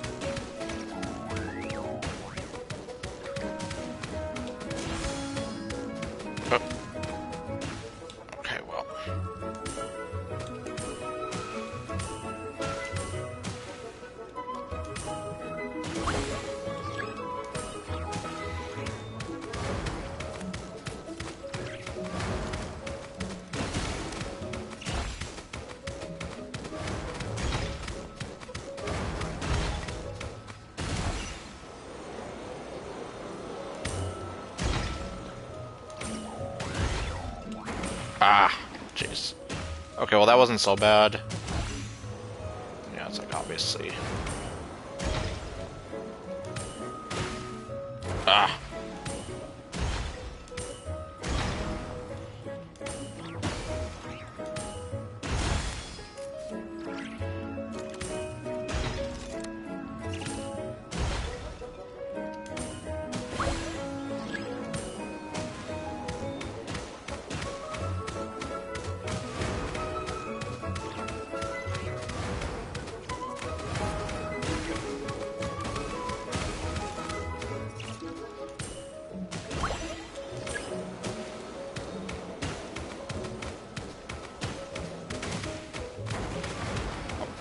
What? Fine. You win this one.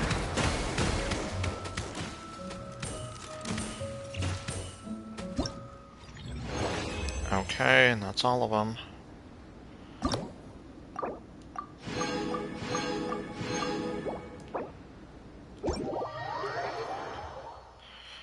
Alright, at least that's one of the mini games taken care of.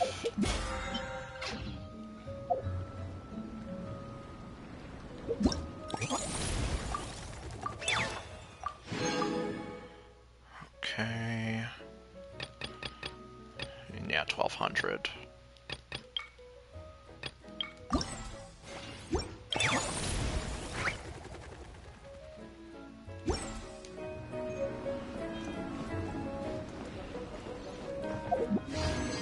Okay,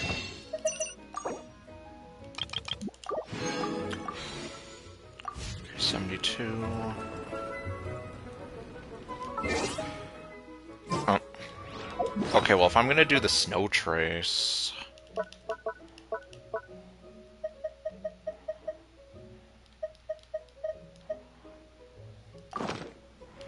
Then I need to get rid of my little buddy there, otherwise... Then I'm gonna be... up high, yo. Otherwise, then, yeah, that's gonna give me away. Do you like Mondstadt food?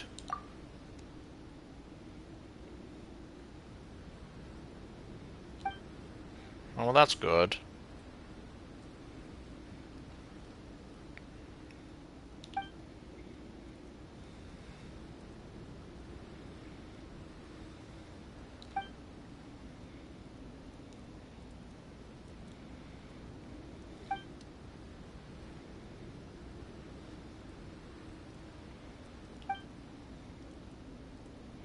Her thinking cap.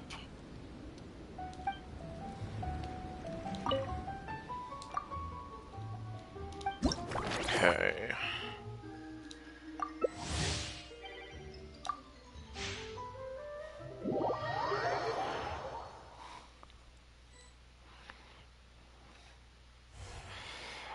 Okay, who's who?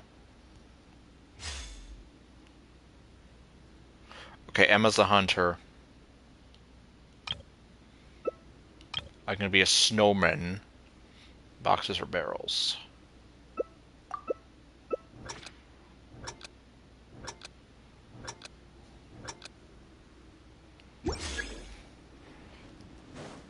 Okay. Aw, dang it.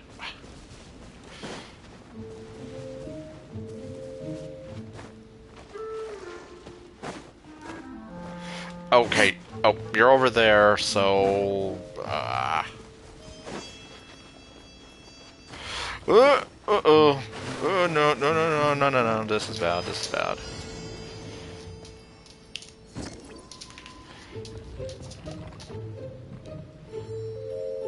Don't find me.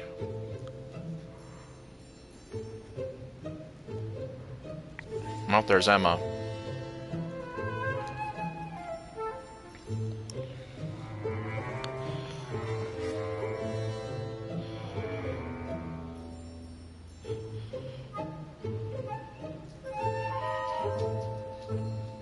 Okay. Uh-oh. You're not gonna... Okay, good.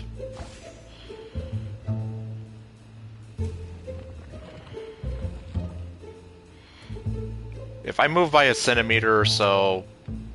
Ah!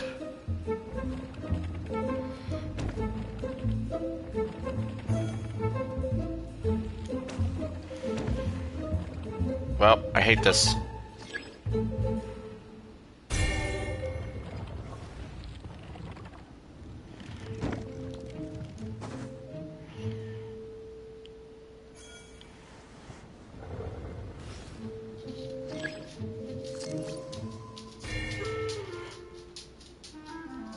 Okay, can I go back to being a barrel? Oh, God. A snowstorm is coming! Oh, great!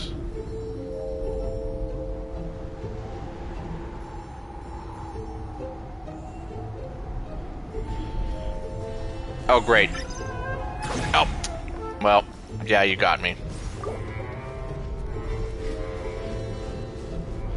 Okay, I guess I don't have to worry about it getting cold anymore.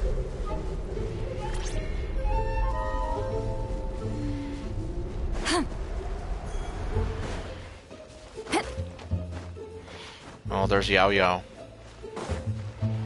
Oh, okay, you're gone now.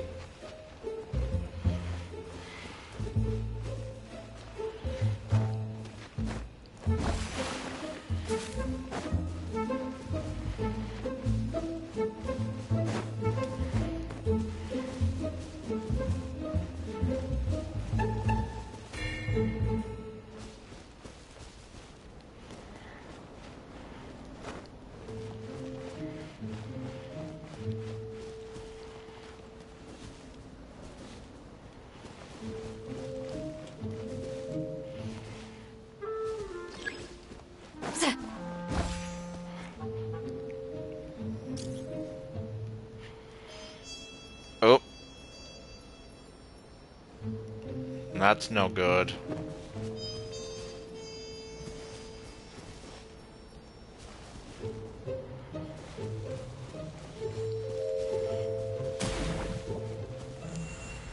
Well, I helped, kind of.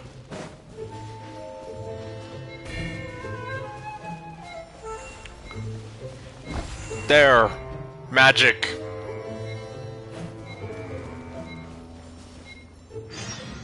Okay, good.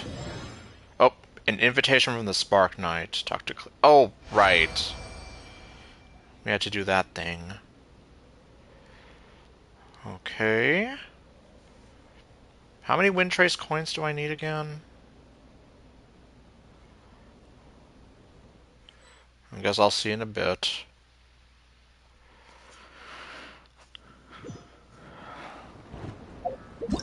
Hi. Again.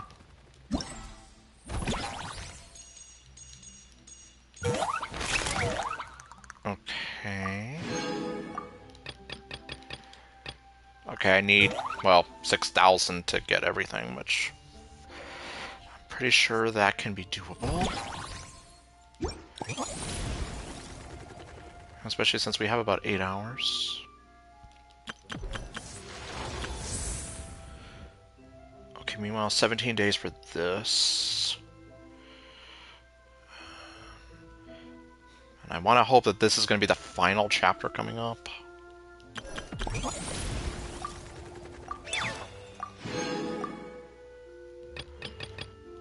Okay. We're like halfway there.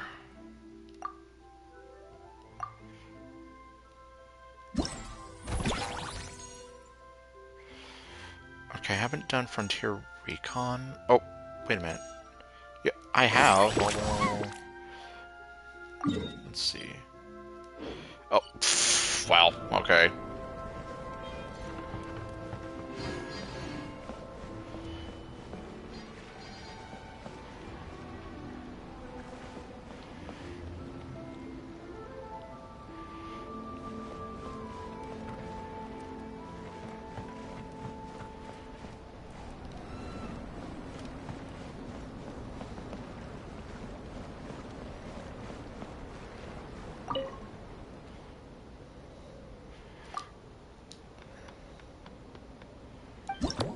Yeah, I just had to remember who was who.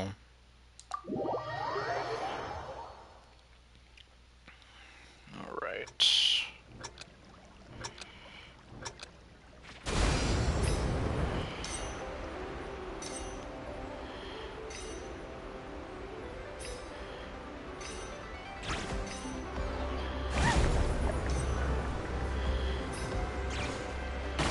Oops.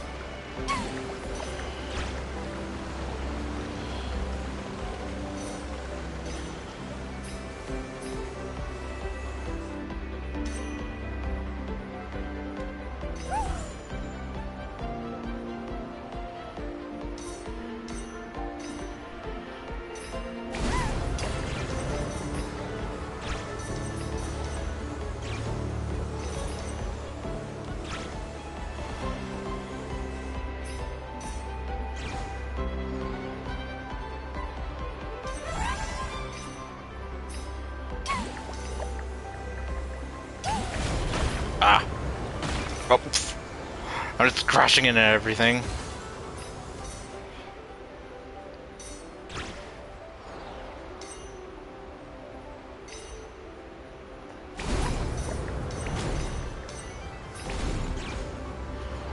Flying! Okay, there we go. Let's see, was that it? Okay.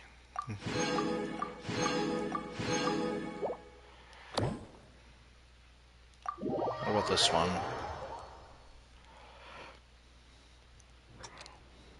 Let's see.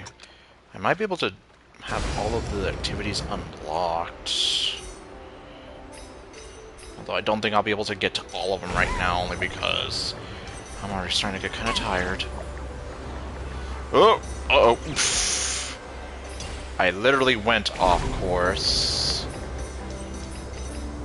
Oh, jeez.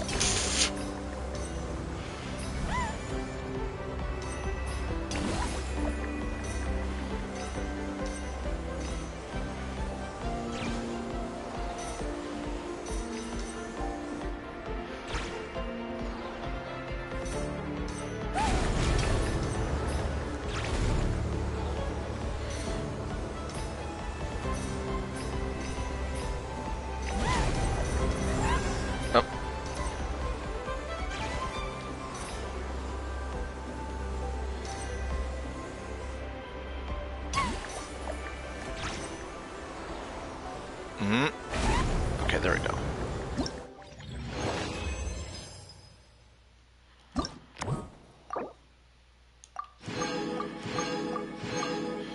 I guess it's a good thing you don't need to get all of the coins.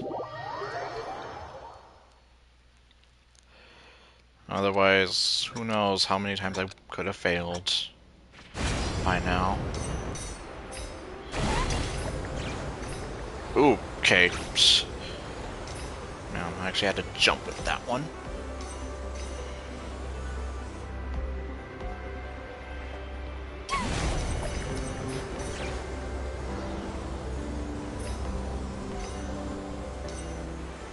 Uh-oh.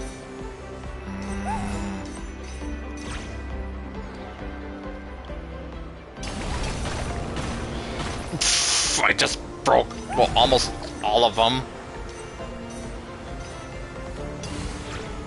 I at least left like 2 of them alone.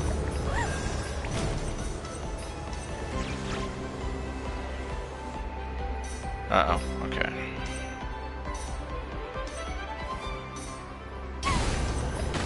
Oh, jeez. Okay, yep, there. See, I missed a coin. But it's fine.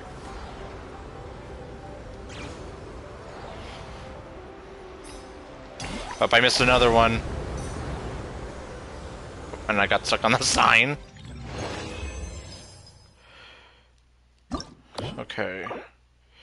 But yeah, that's okay at least. Like I said, you don't need them all, and you at least have a little bit of wiggle room.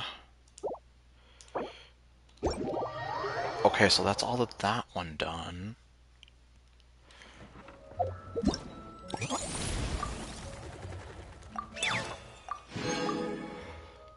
Okay, 900, so I'm getting there.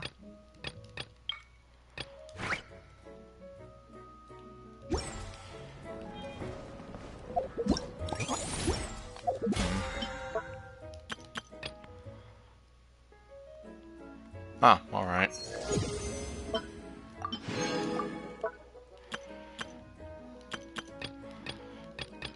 Let's see, what else do I have to do? Okay, 4,000 coins in wind trace, or, well, it is wind trace, but get 4,000 wind trace coins. Oh my...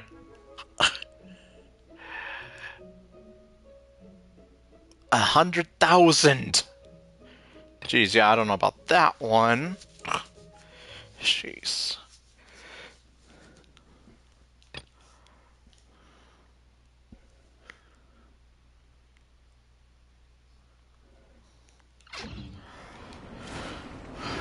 Yeah, because it's almost 5 a.m. here, so...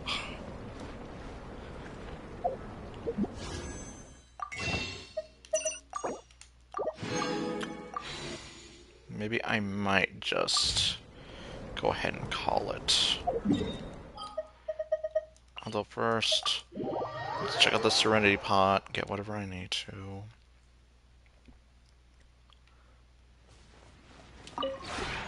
This realm...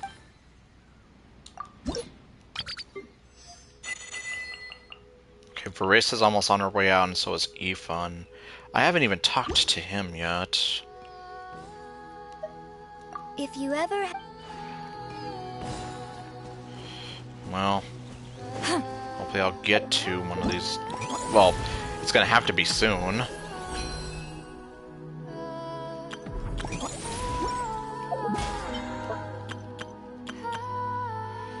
Okay, 15 more days for everything.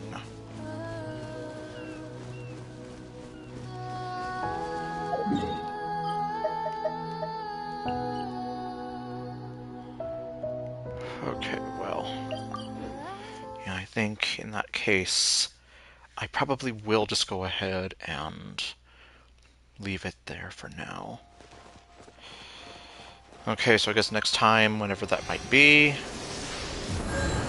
we are either going to get through more of Durin's story quest, or we'll get through more of Durin's story quest and continue with the event.